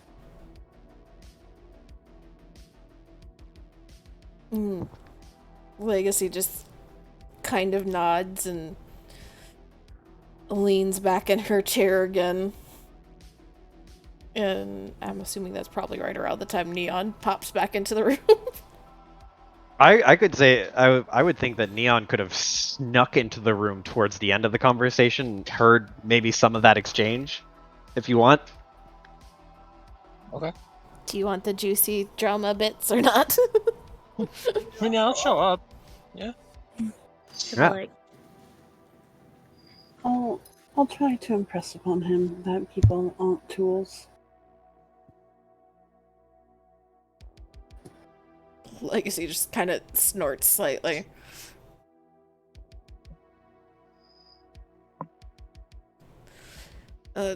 Looks towards Neon. So they finally chase you out of the lab then? I left before that could happen. We're gonna have to disconnect them at some point. We need to go open that box. Well, Kaya was supposed to get on that. Or did we decide on Maxine? It's best to get it sorted sooner rather than later, so we're gonna go to Maxine's. Actually, I should probably contact Maxine. So she will send a text to Maxine of like, hey, we got a mystery box. Could we come to your place? There's a slight pause, and then you get a response. The response starts from it's like arm 4, colon, absolutely welcome. Or absolutely you're welcome to come over anytime. And it's written in perfect grammar.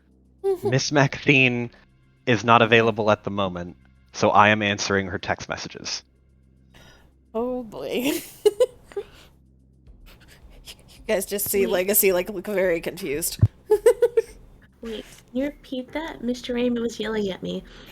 The text message that Legacy got was from it was from Maxine's phone, but it starts with the text arm, like ARM, arm 4, colon, yes, you're welcome to come over anytime. Miss Maxine is busy at the moment, so I am answering her text messages.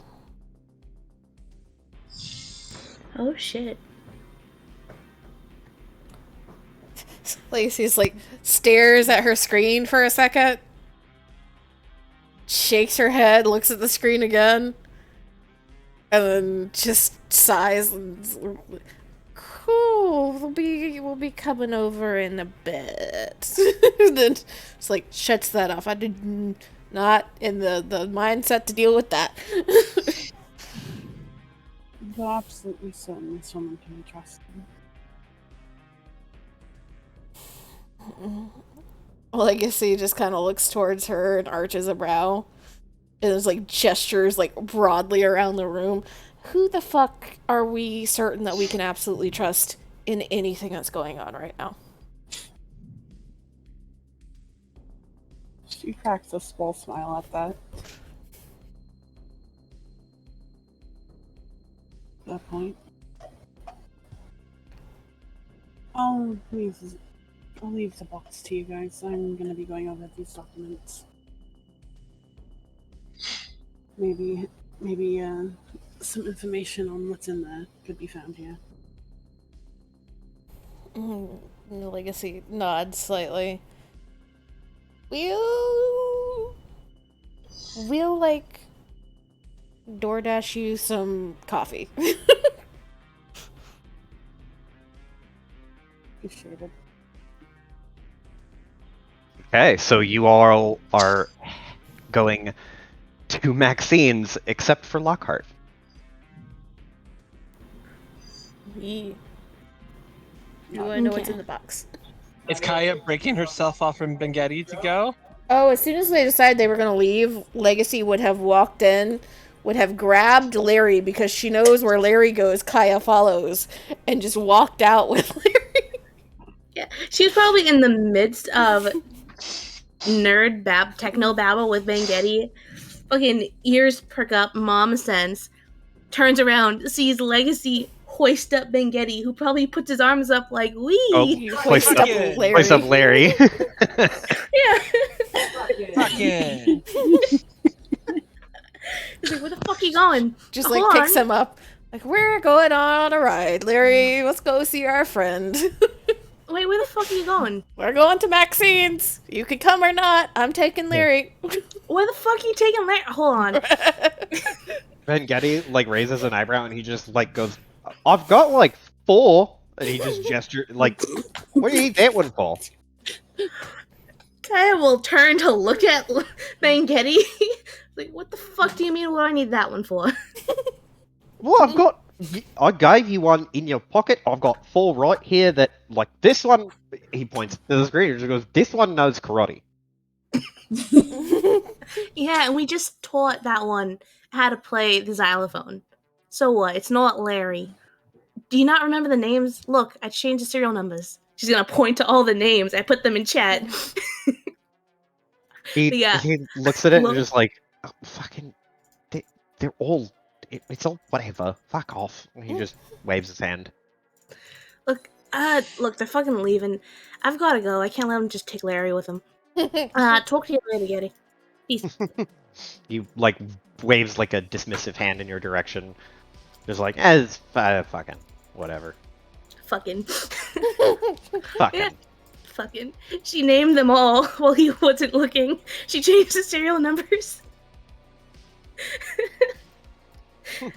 Meet Logan, Leo, Luke, Liam, and Lewis. Larry's brethren. The one in Kaya's pocket on the thumb drive is Larry Jr. because it's a baby. Yeah, no, she'll fucking hightail it because I imagine Legacy wasn't slowing down for Kaya. Nope.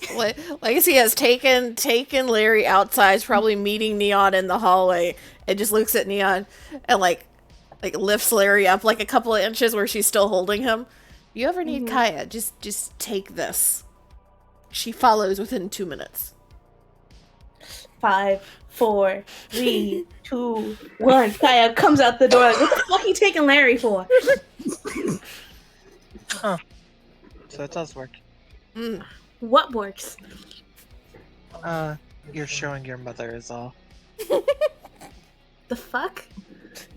Legacy just laughs and is walking down the hallway. She's not letting go of Larry until they hit the car, so that she knows Kaya's inside. Larry's Legacy. Where the fuck do you think you're going? To the car. Ducks out of hands, keeps walking. She's never busted Larry before. She's just taken Larry for a ride. Larry's hands are up.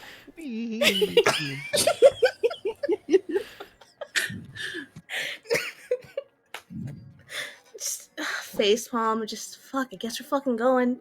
Don't gonna want to run simulations or some shit. You like Maxine. Don't complain. Yeah, she's fucking awesome.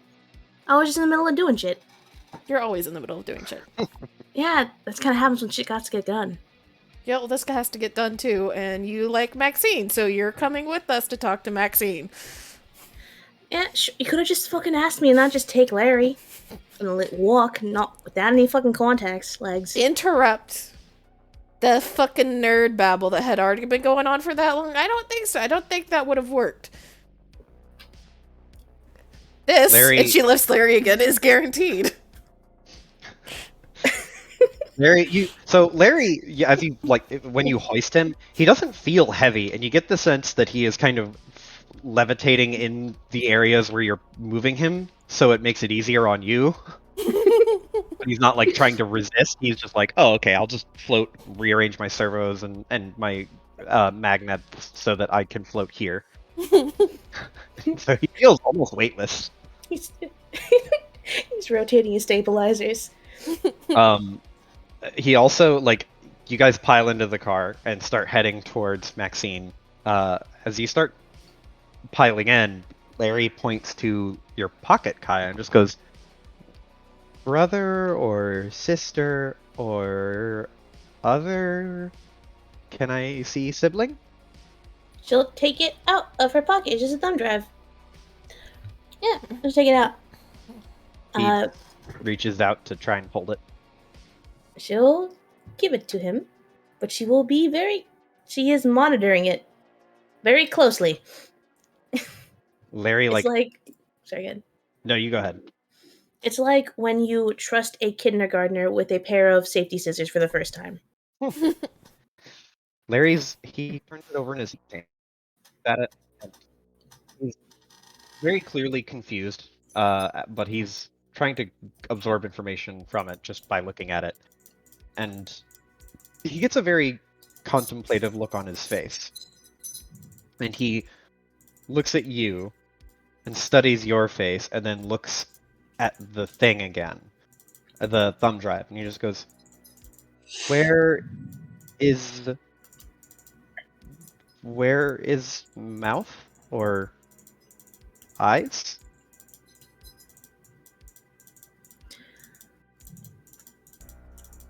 Doesn't have one yet. He blinks. When will? Probably not for a long time. He looks at it again and tilts his head a little bit, which is also his body, and looks over at you and says, Is awake? No, it's sleeping. He looks at it and pinches it between between his two manipulators and starts turning it over.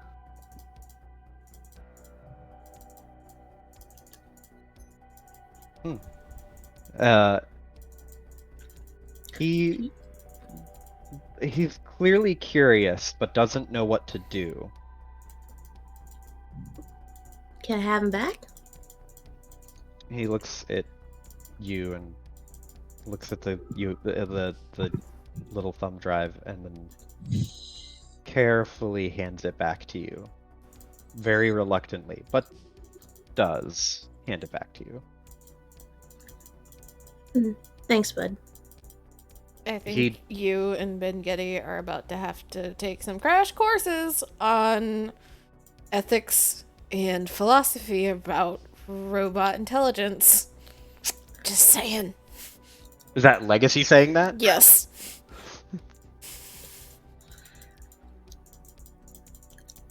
I mean, I don't got plans for shit. Just doesn't. You not having plans doesn't matter. Larry looks at Legacy and just goes, "For other siblings?" And points in the direction you came from, like as if to say, like, Ben, like he's suggesting Ben Getty.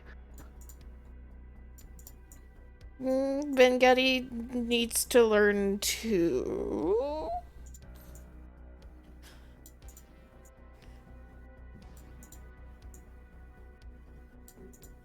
Legacy is very clearly not good at translating Larry speak.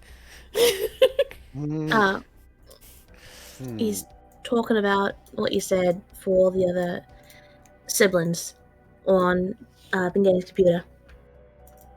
Well, that's why Ben Getty needs to take a crash course, because if he is doing anything with those, he needs to know what you need to know. And especially about little robots that learn surprisingly quickly. And she just, like, pats Larry's head slightly.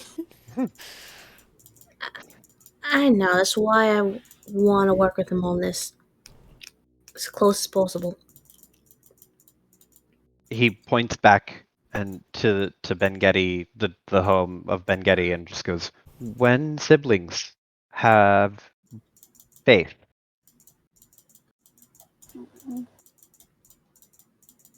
I'm not sure, bud. He looks quite concerned.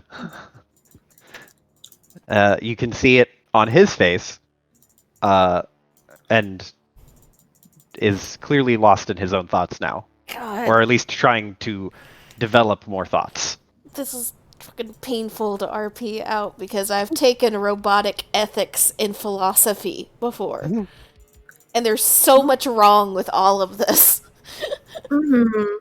So much. Yep. And he's just like, well,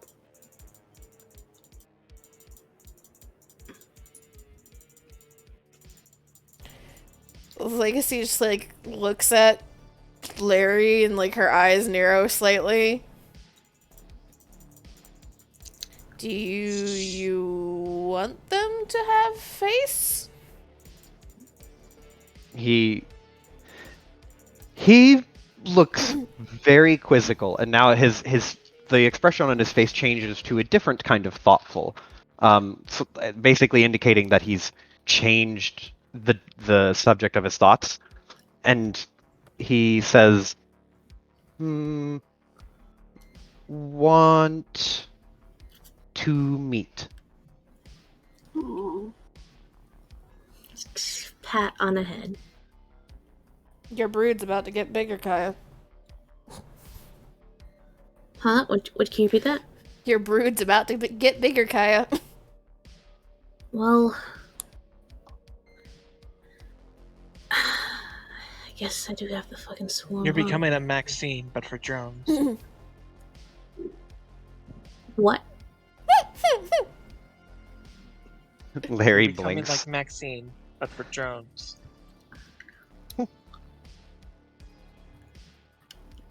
instead of the arms.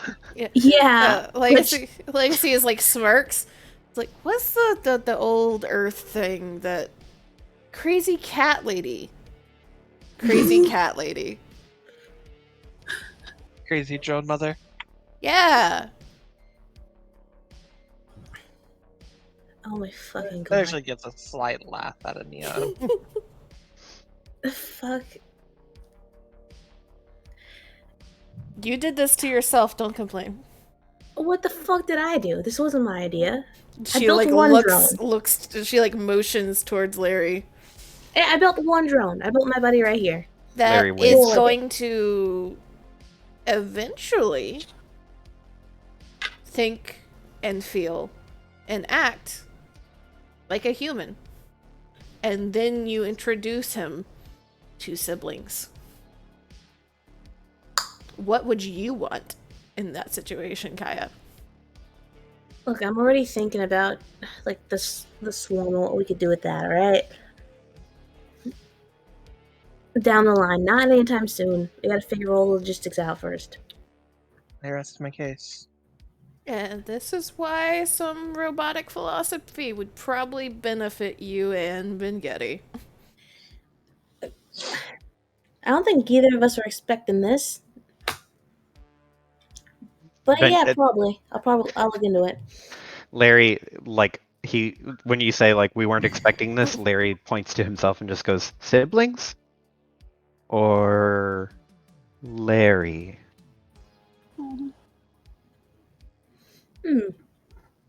Kaya's gonna pat him on the head and she's gonna say, I'm like, you're really smart, Larry. And you just keep getting smarter and smarter. And that's great. It's awesome. I just wasn't expecting it. It's a great surprise. He like blinks, not really showing any emotion on his face, kind of a blank expression, and then he says, sibling smart. Yeah. Probably. Blinks at you again. And right about this time, you have made it to Maxine's abode, because she lives in the same ward as Bengetti. Hop, skip, and a jump away. Exactly. So you roll up to the humble, very lush, clean, manicured front, like not really lawn, but front entrance area Facade. to Maxine's own townhouse mansion type deal. And when you walk up to the door, you ring the doorbell, which again is it's just like a little flat panel, which creates like a soft like woo, and you hear it echo on the inside. The door opens, and you are not greeted by Maxine. Instead, you are greeted by the emptied, like husk slash a device connection of the four claws. It is held aloft by three of them, with one of them poised into the position of something like a head. So they have detached from her, is what you're saying? Yes. Mm-hmm. And there you can see the curvature of where essentially her spine would be were it attached. And it opens the door, and with the actual the claw that it is using to represent where a head would be is what it's using to manipulate things. So it opens the door, and then it takes a few steps back, and it just lowers its head and looks at you. It does not speak,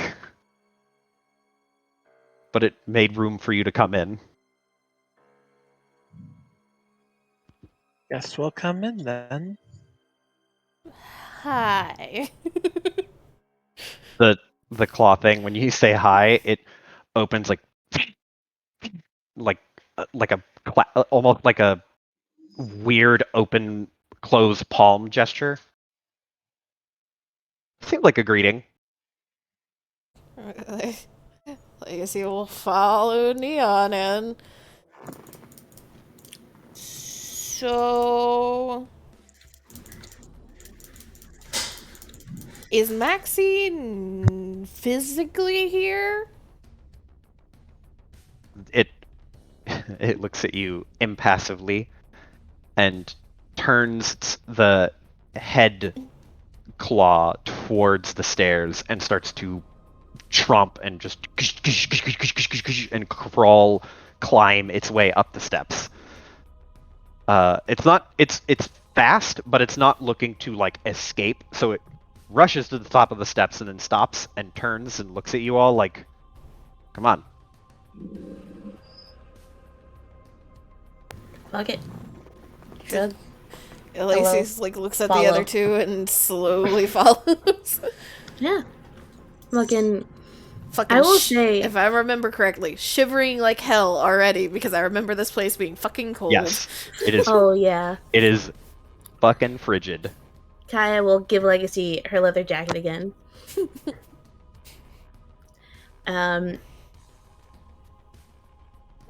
And Kaya is very, very intrigued by the, what are we calling it?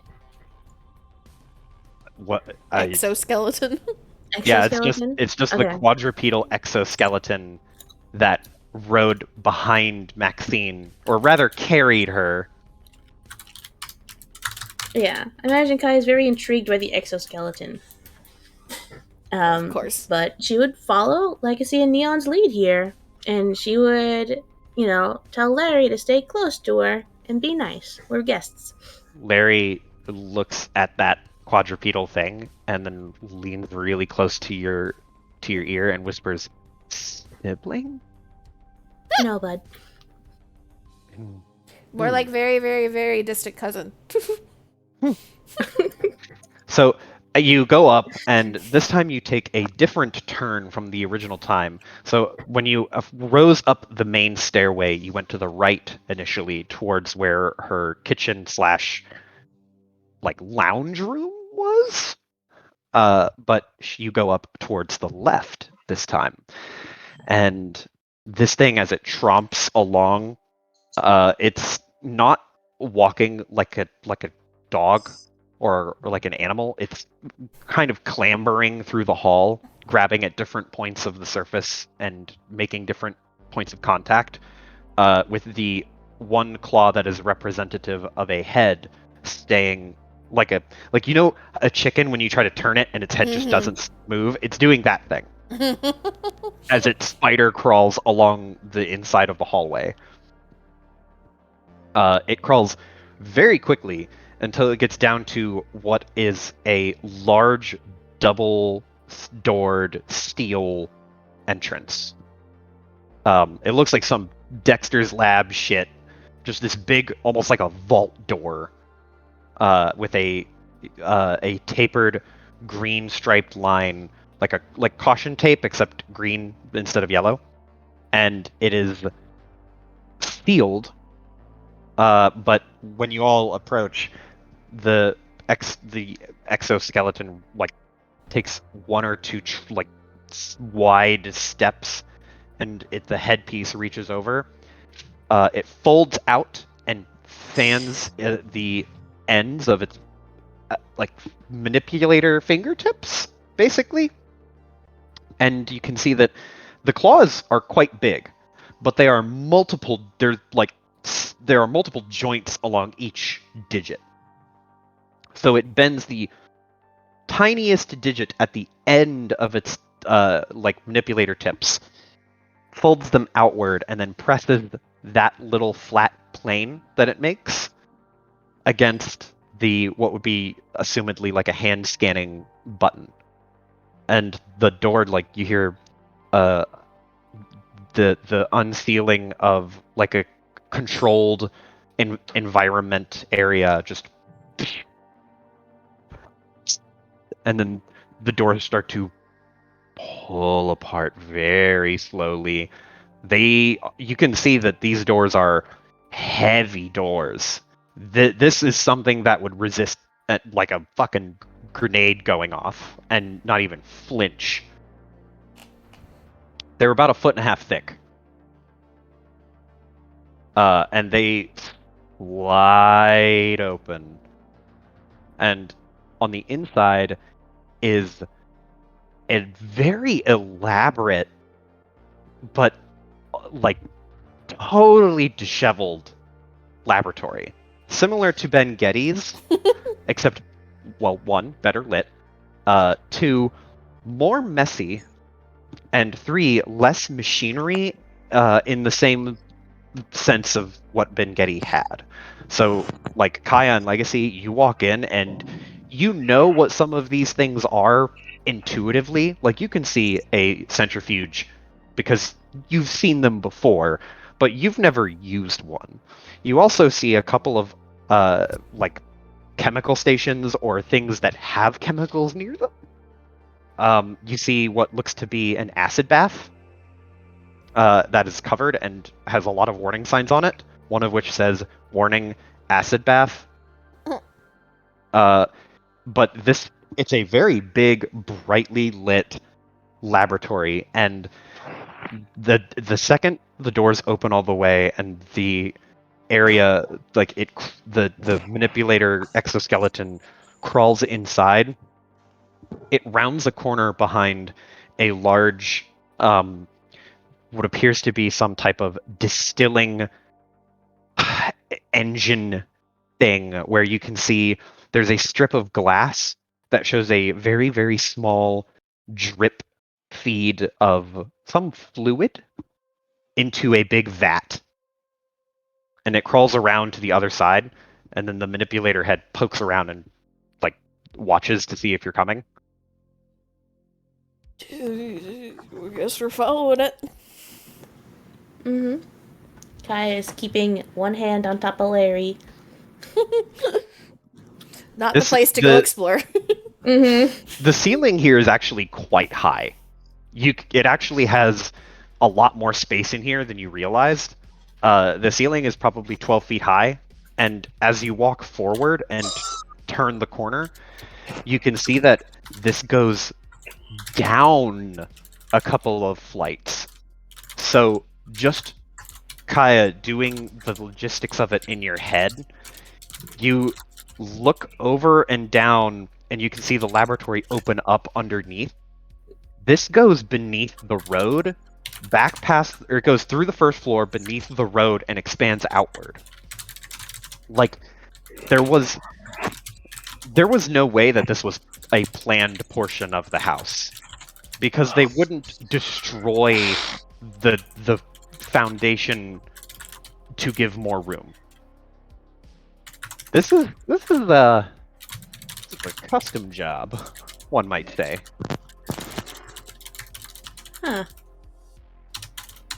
Another Custom person job doing as illegal in... things.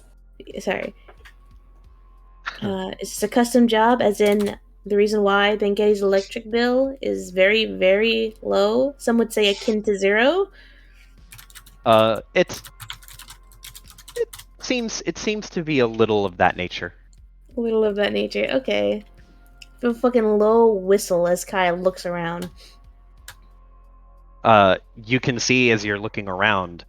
Actually, Neon, you would spot it first because you have a keen eye for people. And Maxine, even though she is wearing white and typically keeps herself clean, in this lab with a lot of white equipment and a lot of very specific, like, clean areas, it's honestly kind of hard to look for her, but you have an eye for people, and you can see what appears to be a feminine form who has slumped over onto a table next to a computer with something protruding from the side of her head. You don't see a pool of blood. Whew, okay. But it looks like somebody sitting sitting at what a normal desk kind of setup is, just paper scattered, books there, computer on the desk, and they have fallen face first onto the desk with their hands sprawled in front of them, and there is something sticking out of the side of her head. And she is about like 2 floors Shake her down. awake. So you'd have to rush downstairs to get to her. So I assume you just rush down there. Yeah. So you all rush down there, seeing Neon like immediately spot Maxine, presumably. When you get up close, it is Maxine, and you go to shake her awake and notice that her eyes are wide open, and she has a like kind of weird smile on her face. She's not moving. And as like you also see that the thing protruding from the side of her head, you get closer and you can see that it is a cable. There is a cable about an inch in diameter thickness that is plugged into the side of her temple and running over the like down over her arm and in through a hole in the desk, like where you would feed wires through. And you can't see where it goes, but you found Maxine.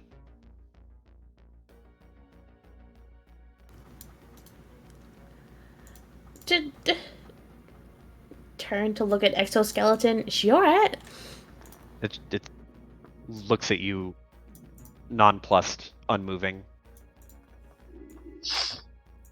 The head portion reaches over towards the desk, and it unfolds 2 smaller manipulators, similar to the size of Larry's, and plucks the phone off of the desk. And with a weird display of dexterity, it spins the phone around in its manipulator and shows you the reply that it sent you. Or the reply that it sent Legacy.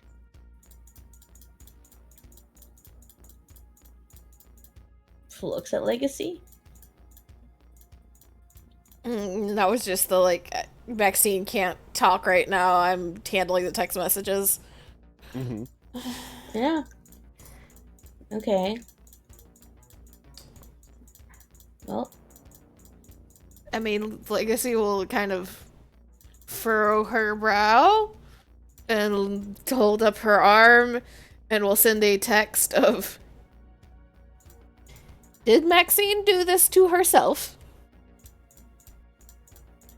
The phone like vibrates, and it turns the phone around and looks at it, and will slowly set it on the table.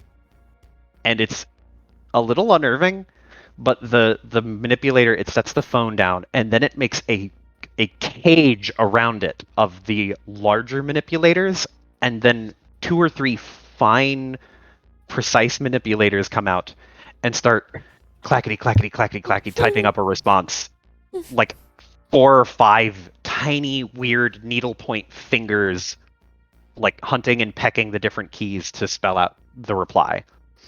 And what was the question precisely? Did Maxine do this to herself? It simply types yes.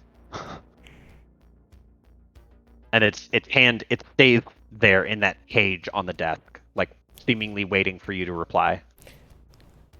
Legacy will kind of nod, look at it. Well, she did this to herself. Goes back to the text. Can she undo this herself when she is ready?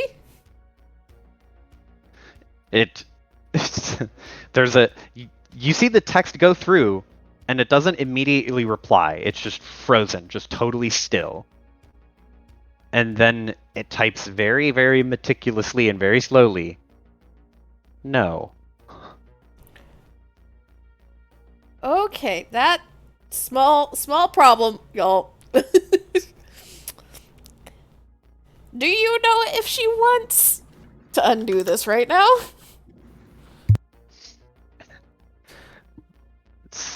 There's a long pause.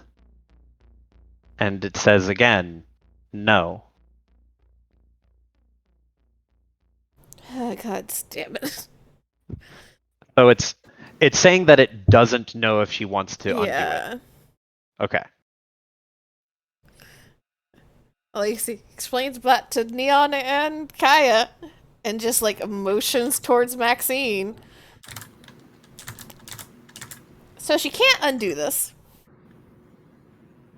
They don't know if she wants to undo it.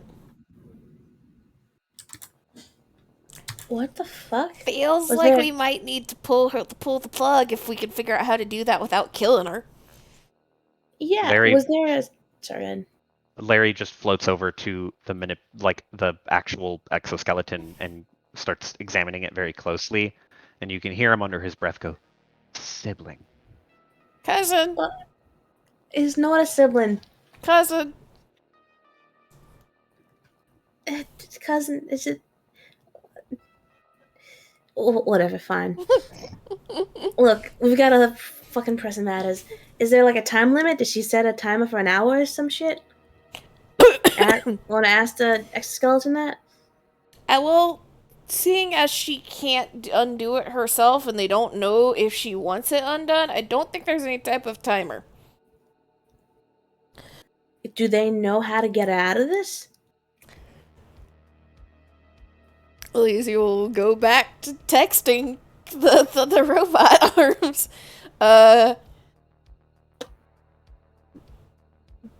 Is there a way to get her out of this safely?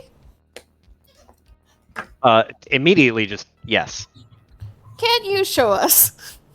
It replies yes, and then like before the message even hits your phone, you see it like tick tick tick, and then it immediately stands up, undoes the cage, and then grabs the phone and starts to tromp along, and then you get the text message that says yes, and it's like and it's crawling away towards the other side of what appears to be an extension of that distilling machine.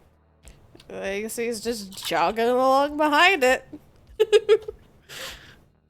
It's honestly kind of remarkable, Kaya, that this thing is as heavy and stomps as hard as it does and does not scuff the shit out of this floor. That is one of the many small details that you notice. Thank you for all the pointless details that Kaya will notice. There's also another thing that you notice with the way that Legacy is having to communicate with it and why it doesn't seem to respond except to text messages. It doesn't have auditory sensors. Larry does. Larry has a way to get visual and auditory information, as well as put out visual and auditory information. This thing seemingly does not have a way to get auditory information. You're not sure if it can get visual information, but you think it might be synced up to the house and her phone.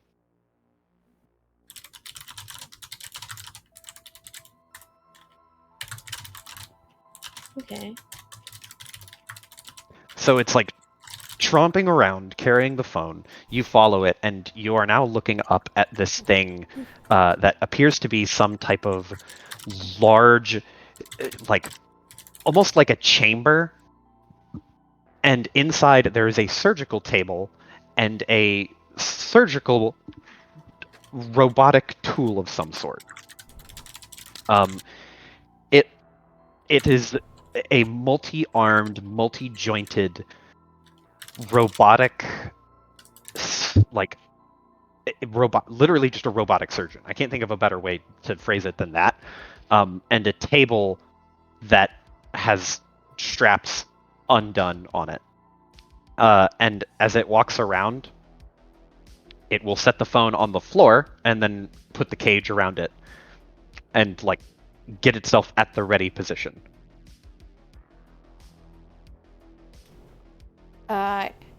Can you explain what we need to do to get her out safely? It explains the it explains what happened and the process of doing it. It's basically saying it's like Miss Maxine installed a neural cortex link to the center of her to the center of her brain via the surgical bot. After implementation, she plugged herself directly into an open server so that she could explore open network. Oh She god. is currently in the open network on the station. You would have to get her out of the open network and then unplug her brain.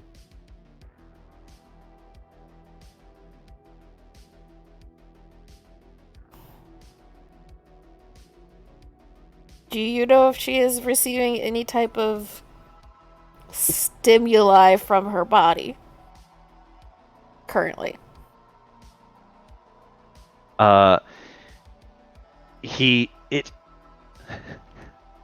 There's a pause as it thinks, and then it types, I am no longer receiving physical stimuli on behalf of Maxine. Basically saying that it unplugged itself, so it doesn't know anymore. Oh boy.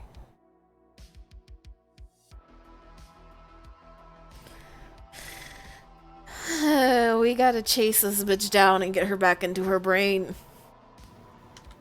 Alright, what do we start?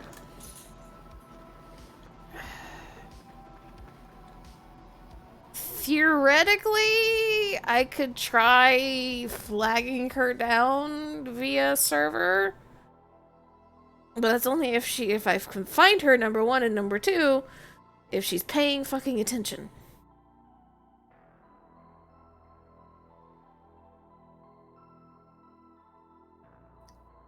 So I will also say this is like a wildly more simple and also somehow more dangerous and complex version of Ben Getty's Full dive. Full Dive. She's gone Netrunner. That's why I am. You're gonna fucking force Legacy into fucking Netrunner area when she does not want to be that right now. The arm, like, it's still poised over the phone, and no, it wouldn't do that. Sorry, it's a lot less intelligent than Larry is. Hey.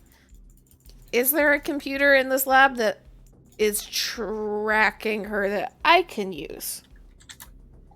Are you asking the Yes. robot? Okay. It types again, very similar to the previous time. It's like and grabs the phone and starts to move and tromp away, and then you get the yes on your phone. And as it's tromping away, it loops back around to the other side of the chamber, which you can see it's because of the surgery chamber is like a glass dome, a la fucking Sam Raimi's Spider-Man 1 where Green Goblin is. Like, you can see on the other side of it there is an entire multi-monitor setup that is tracking her vital signs through her brain. It is tracking her cognitive emission, which you don't know what the fuck that is, but there is a percent meter that says cognitive emission on it, and it's at 14%. And then you can see there's like a feed similar to what you saw at Ben Getty's with the what's it called? The Full dive? yeah, it's similar to the Full Dive and what the Larrys were reading data out of. It is a data stream of just her thoughts, and this is much more apparent. You can actually see that she is thinking, and you can see that she is like, it's not jumbled code, it is literal words. She is like, whatever she is doing, she is just like positing different things to herself, and she's like describing elements of her experiences and the sensory aspect of being on the web. I forgot the voice I did for her, but I think it's a little nasally and dorky, so she's like, "It's incredible. There's so much here. I can't believe that I have such an open mind to all of this information. This is a sensory overload. It's like having every color visible at once and every sound playing at once, but not being overwhelmed by the sensation. And I've only been here for just a few minutes, it feels like, but I've got so much experience. It's, I think, some sort of time dilation effect, and it's just a long, endless sentence of thought."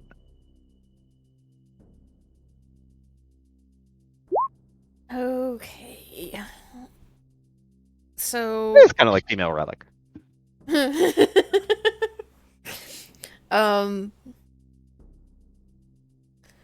Legacy is seeing this.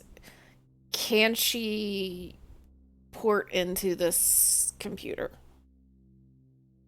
Yes, there's a very easy way for her to jump in on this computer. So Legacy will like pull out her hacking suite cable and plug herself in. And I don't fucking know.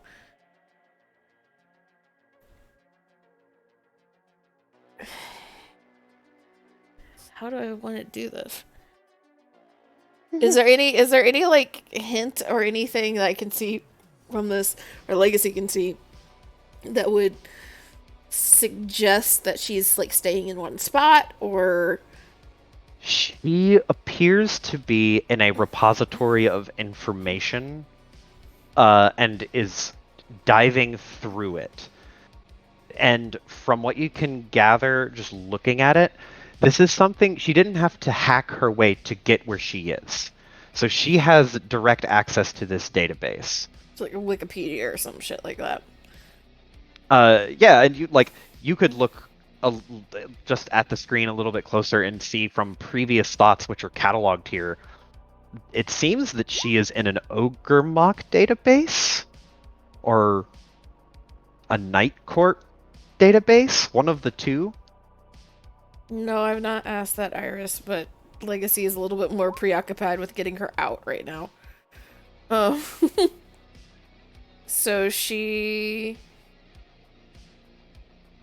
is going to try first, seeing if she can, through this computer that she is clearly hooked up to, just do an alert on this computer.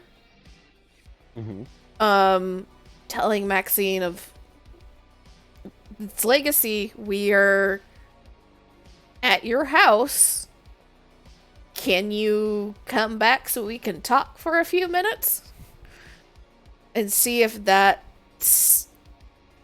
catches her attention at all, or she seems to even react to it. So you basically send out a packet call to her to sort of ping her, and it has a bit of information from her computer and a bit of information from yours, with the signifier of like, "Hey, come back, someone's here typing on your computer, by the way, it's us." And you can see her stream of consciousness continuing to go.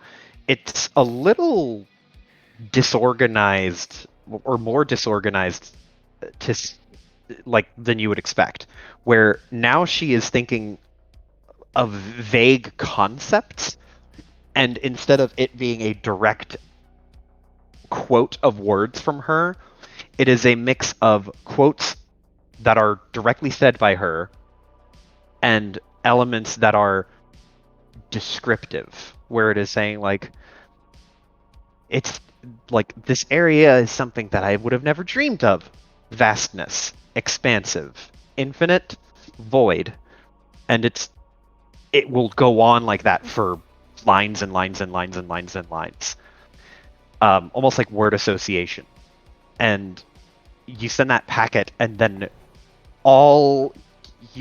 everyone who's looking at the screen, roll me cool checks. Legacy, you can add your hacking to it. And I think anything that would help you read people or read code.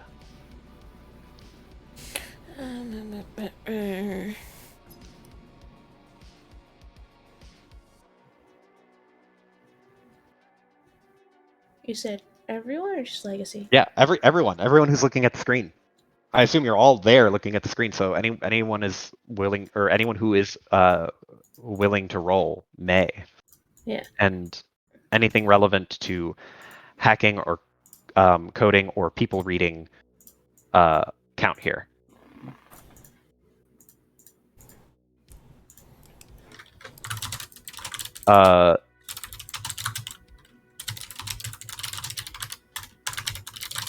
Neon, are you rolling?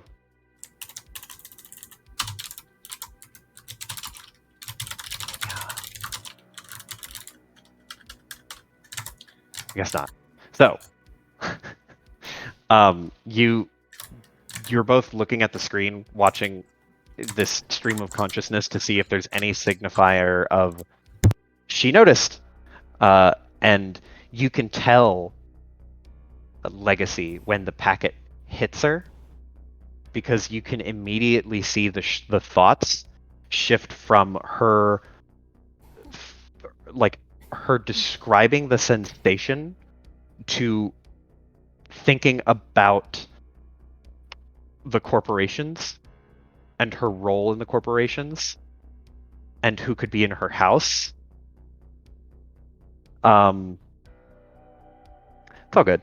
But there is like a lot of it immediately goes to the descriptive thoughts turn to Night Corp, brainwaves, adaptation, connection, interwoven, and like describing that.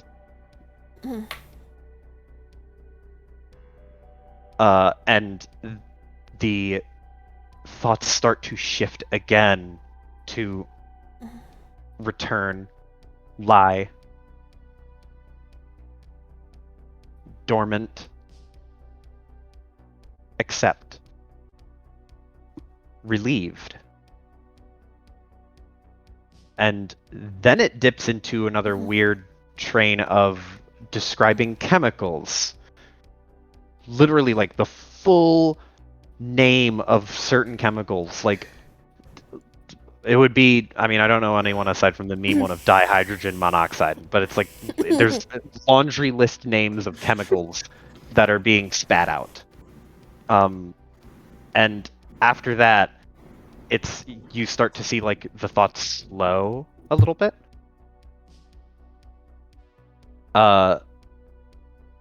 And there's you're not sure if your message was received and she understood it, or if she received it and is there's no way to tell if how she is acting from this particular read of information. Can I go digging into the computer and see if I can essentially triangulate like her signal? Sure.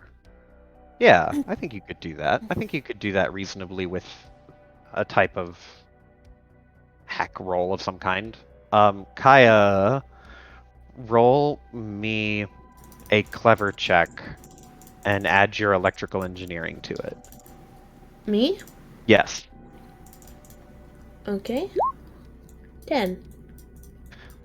And let me roll.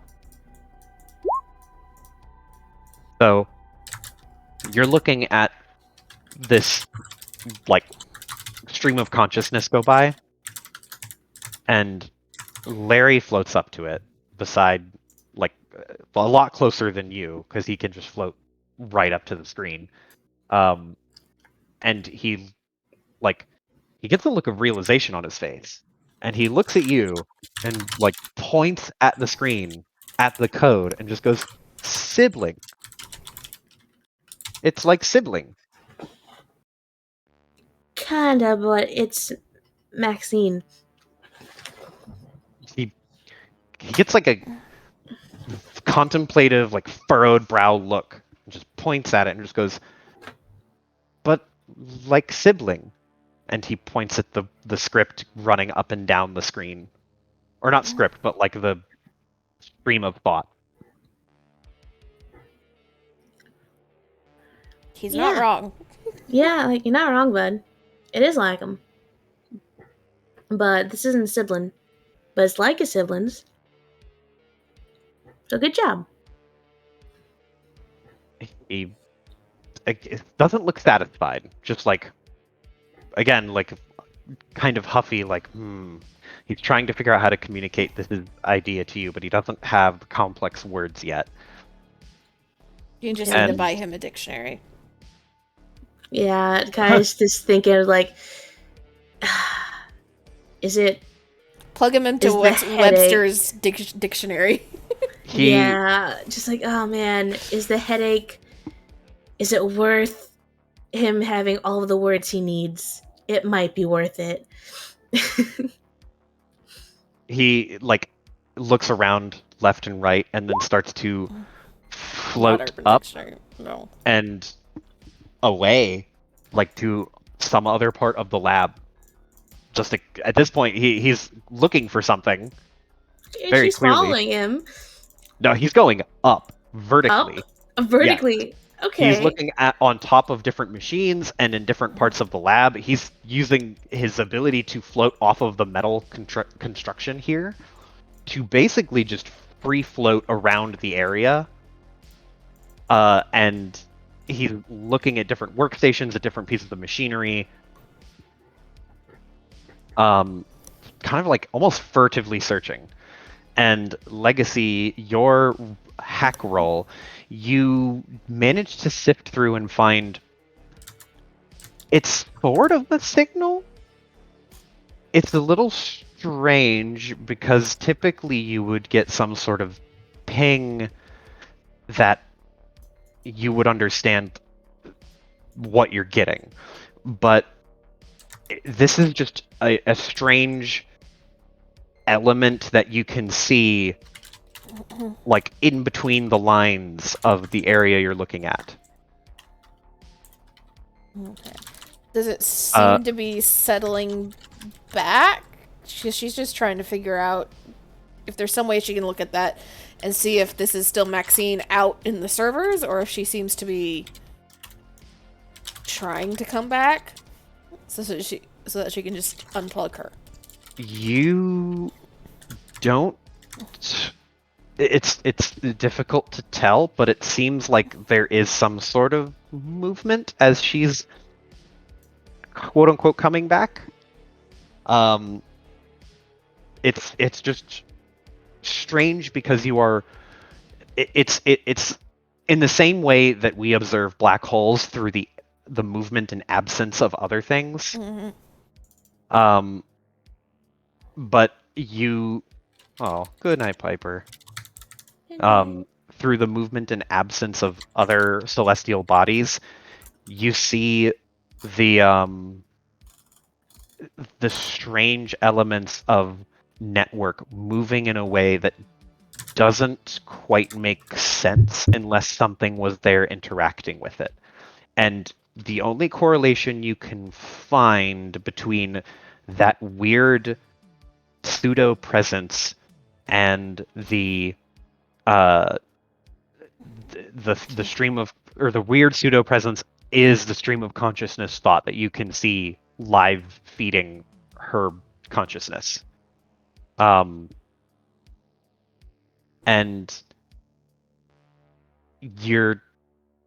it's hard to read because this is just so far out of your wheelhouse that it's guesswork at this point. Kaya, you are trying to chase down Larry, who is, if you're calling out to him, he's blatantly ignoring you. She He is looking and flying offended. stuff. It's like, what? What are you doing? You can't just fly around someone's lab. Get back. Fucking, I know you can fucking hear me. He is buzzing around, and he goes up to the first floor area where you guys had walked in, and you can hear him rooting around a desk and like grabbing stuff or moving stuff. And he flies up and away and goes to a different desk. And after about a minute or so, like he hits one or two other desks, he flies up and he is holding something in his hand.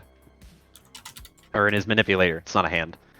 And he starts to float straight back down towards Legacy.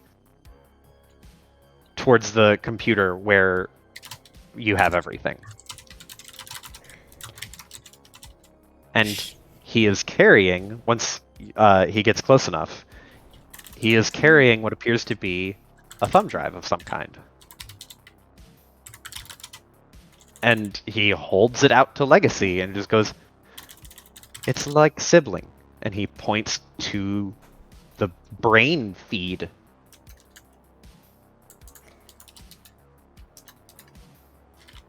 And she just slowly nods. The other ones that Kaya and Bengetti were working on looked the same, yes. But this one goes into her, and she points towards Maxine's body, not into that. He, like, there's that look of like frustrated, like, and then holds out the thing and just goes, "Put like sibling into," and he sets it on the table. See, this is why you shouldn't have called them siblings, Kaya, because now you've gotten us fucked. I didn't fucking call them siblings. You're That was fucking Spaghetti. You've started the robot fucking rebellion here. That wasn't fucking Kaya. That was Spaghetti. Should have said no. He is off this entire time. He was off for the first half of that conversation. But he is insistent, like very insistent on pointing to that thumb drive. It looks exactly like the one Bengetti had. They're not too complicated of a device, but he just points to it and he's just like, "Sibling." So you want Maxine's brain on this thing, and she picks up like the USB with like 2 fingers. He just, like there's a pause as he starts to kind of piece the words together, and then he nods.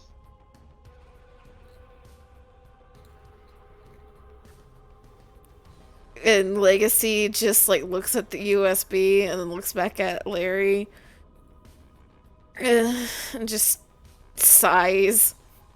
So imagine Kai's still trying to work her way back downstairs and across the lab. Yep. Just angrily, like, dig, dig, dig, dig, dig, runs around, dig, dig, dig, dig, dig, runs around, dig, dig, dig, dig, dig.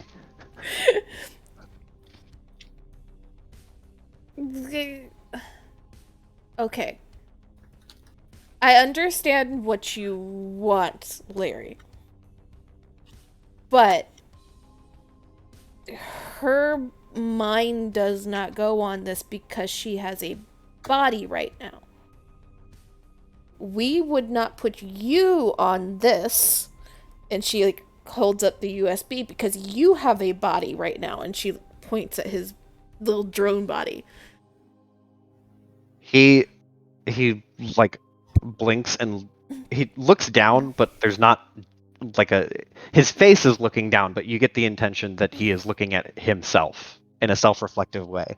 And then he looks back up at you and just goes,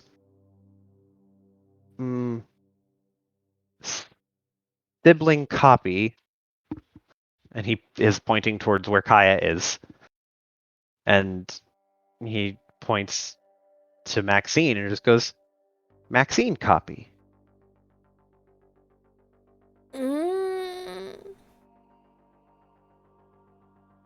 If she wants to make a copy, she can ask and we can.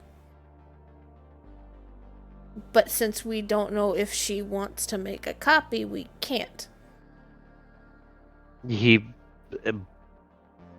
Oh. Yep, we're getting it. You did this to yourself, Joe.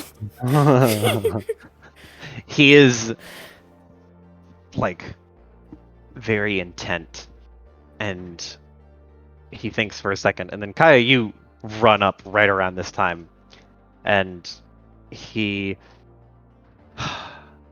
looks at the data screen and then looks at the USB, and he'll float towards the desk and start rooting through the drawers. Do you not want more copies of you, Larry?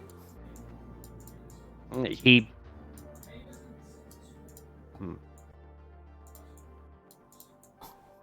stops for a second and then looks up at you and then looks to Kaya and then looks at Kaya's pocket where the USB is, and he goes and points to it and says, Larry or not Larry? Not Larry. Kaya has no context. She just came in. She's huffing and puffing. She's like, holy fucking shit, that's a lot of fucking stairs. He points to the USB and then points to Maxine and then points to the code of Maxine's thoughts. And he says, not Maxine?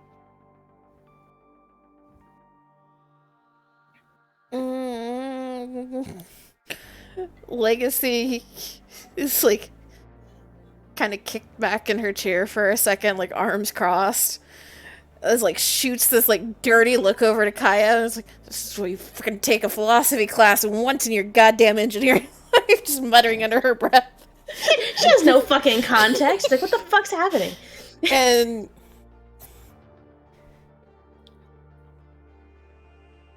Legacy will just look down at herself, and then she will. This is gonna be absolutely stupid, but teaching this shit to somebody with the vocabulary of a toddler is hard. She just like plucks a like strand of hair from her head, and it's like, I'm Legacy. And she holds up the strand of hair from Legacy, but not Legacy. He's blinking at it and then reaches out to take the hair. She lets him take the hair, and she's like, you're Larry. And she points towards Kaya's pocket. That is from Larry, but not Larry.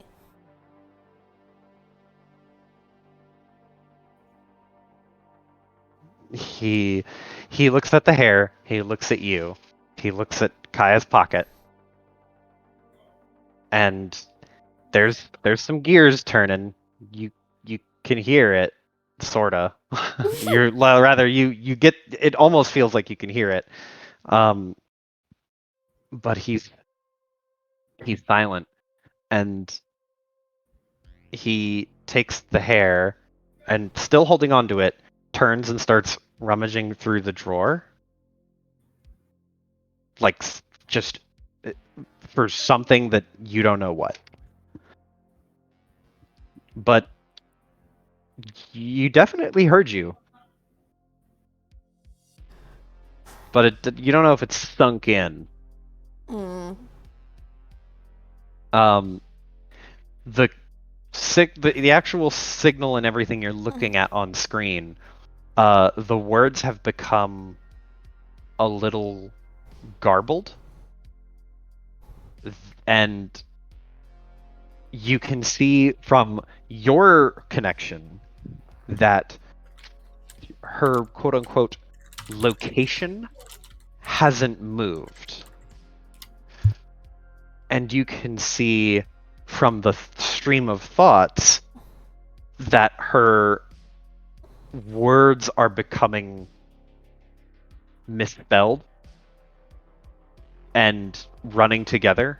And it's gone from what could be considered like an orderly type-faced stream of consciousness with punctuation and capitalization and correct spelling. It has now started to turn into just mess, just nonsensical mess.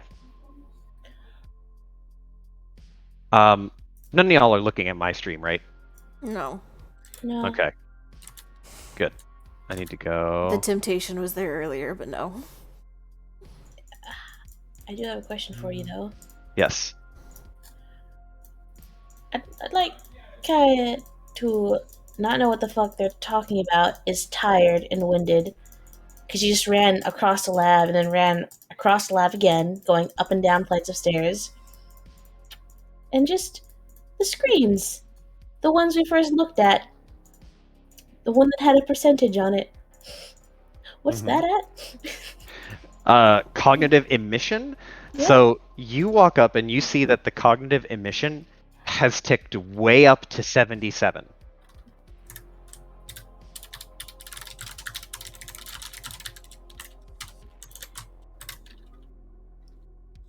Huh. So as you notice that,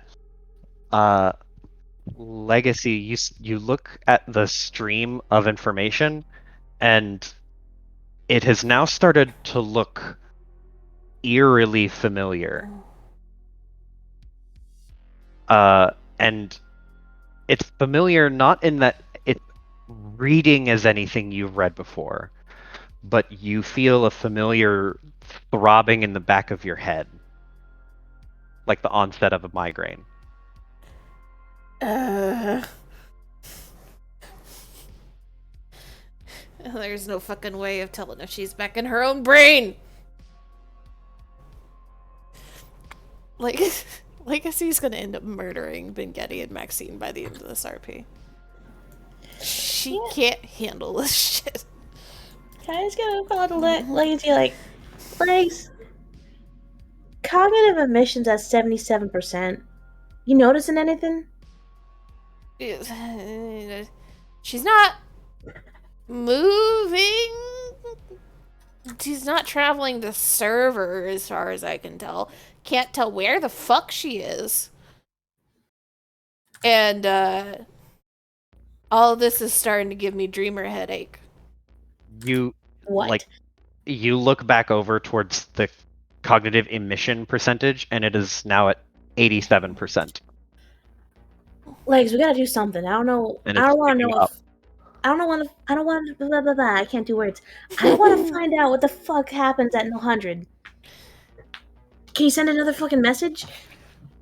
Can you do hack a shit and move us somewhere to get her back or something? I can send. I can send something. So first, Legacy is going to try and send something, and then she's going to. Enough from the peanut gallery who's not speaking. She's going. I will need some information from you afterward, Joe. So she will just say, try to send another like signal of it's Legacy. Can you get out? And because I know you're like describing it like seeing the absence, seeing a black hole in the data. That's where she's figuring Maxine is.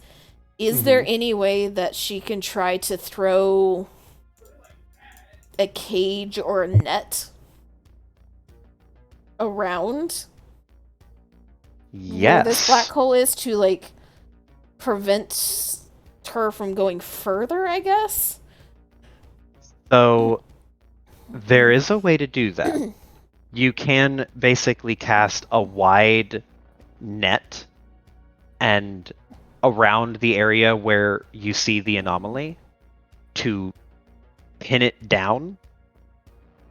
You're not sure what it would mean to do that to someone's brain, but you know what happens when you do it to a virus or another hacker's connection. It stops them dead in their tracks. Mm-hmm. So you can do that. I don't. I will also say for to attach to a point that Kaya had made, you also could very easily, almost like you're scooping out a cancerous spot, take a swab of data just around that whole area and everything in it. And you would have whatever the anomaly is, as well as a bunch of extra nonsense of whatever is in the database you're accessing.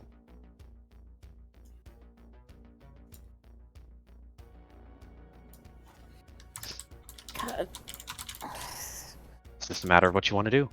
I know it's late and my brain's not working, though. And this feels like a very important decision to be making at midnight. You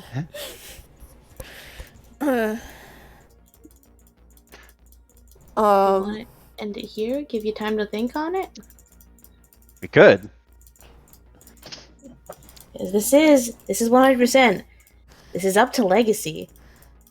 Yeah, this might need to be a pause here so I can, like, actually think. Mm-hmm. And game is on Tuesday, so it's not that far off to wait. Yes. So we'll have the very tense, like, music building, like dun dun dun dun dun dun dun dun dun dun dun. It's that fucking Legacy, moment. what are we gonna do? Legacy doesn't say anything. Credits roll. Yeah, it's like panning back and forth between Legacy thinking and the fucking percentage ticking up slowly. Mm-hmm. It is ticking up ever so slowly. Well, I say ever so slowly. It's ticking up fast enough now. Mm-hmm.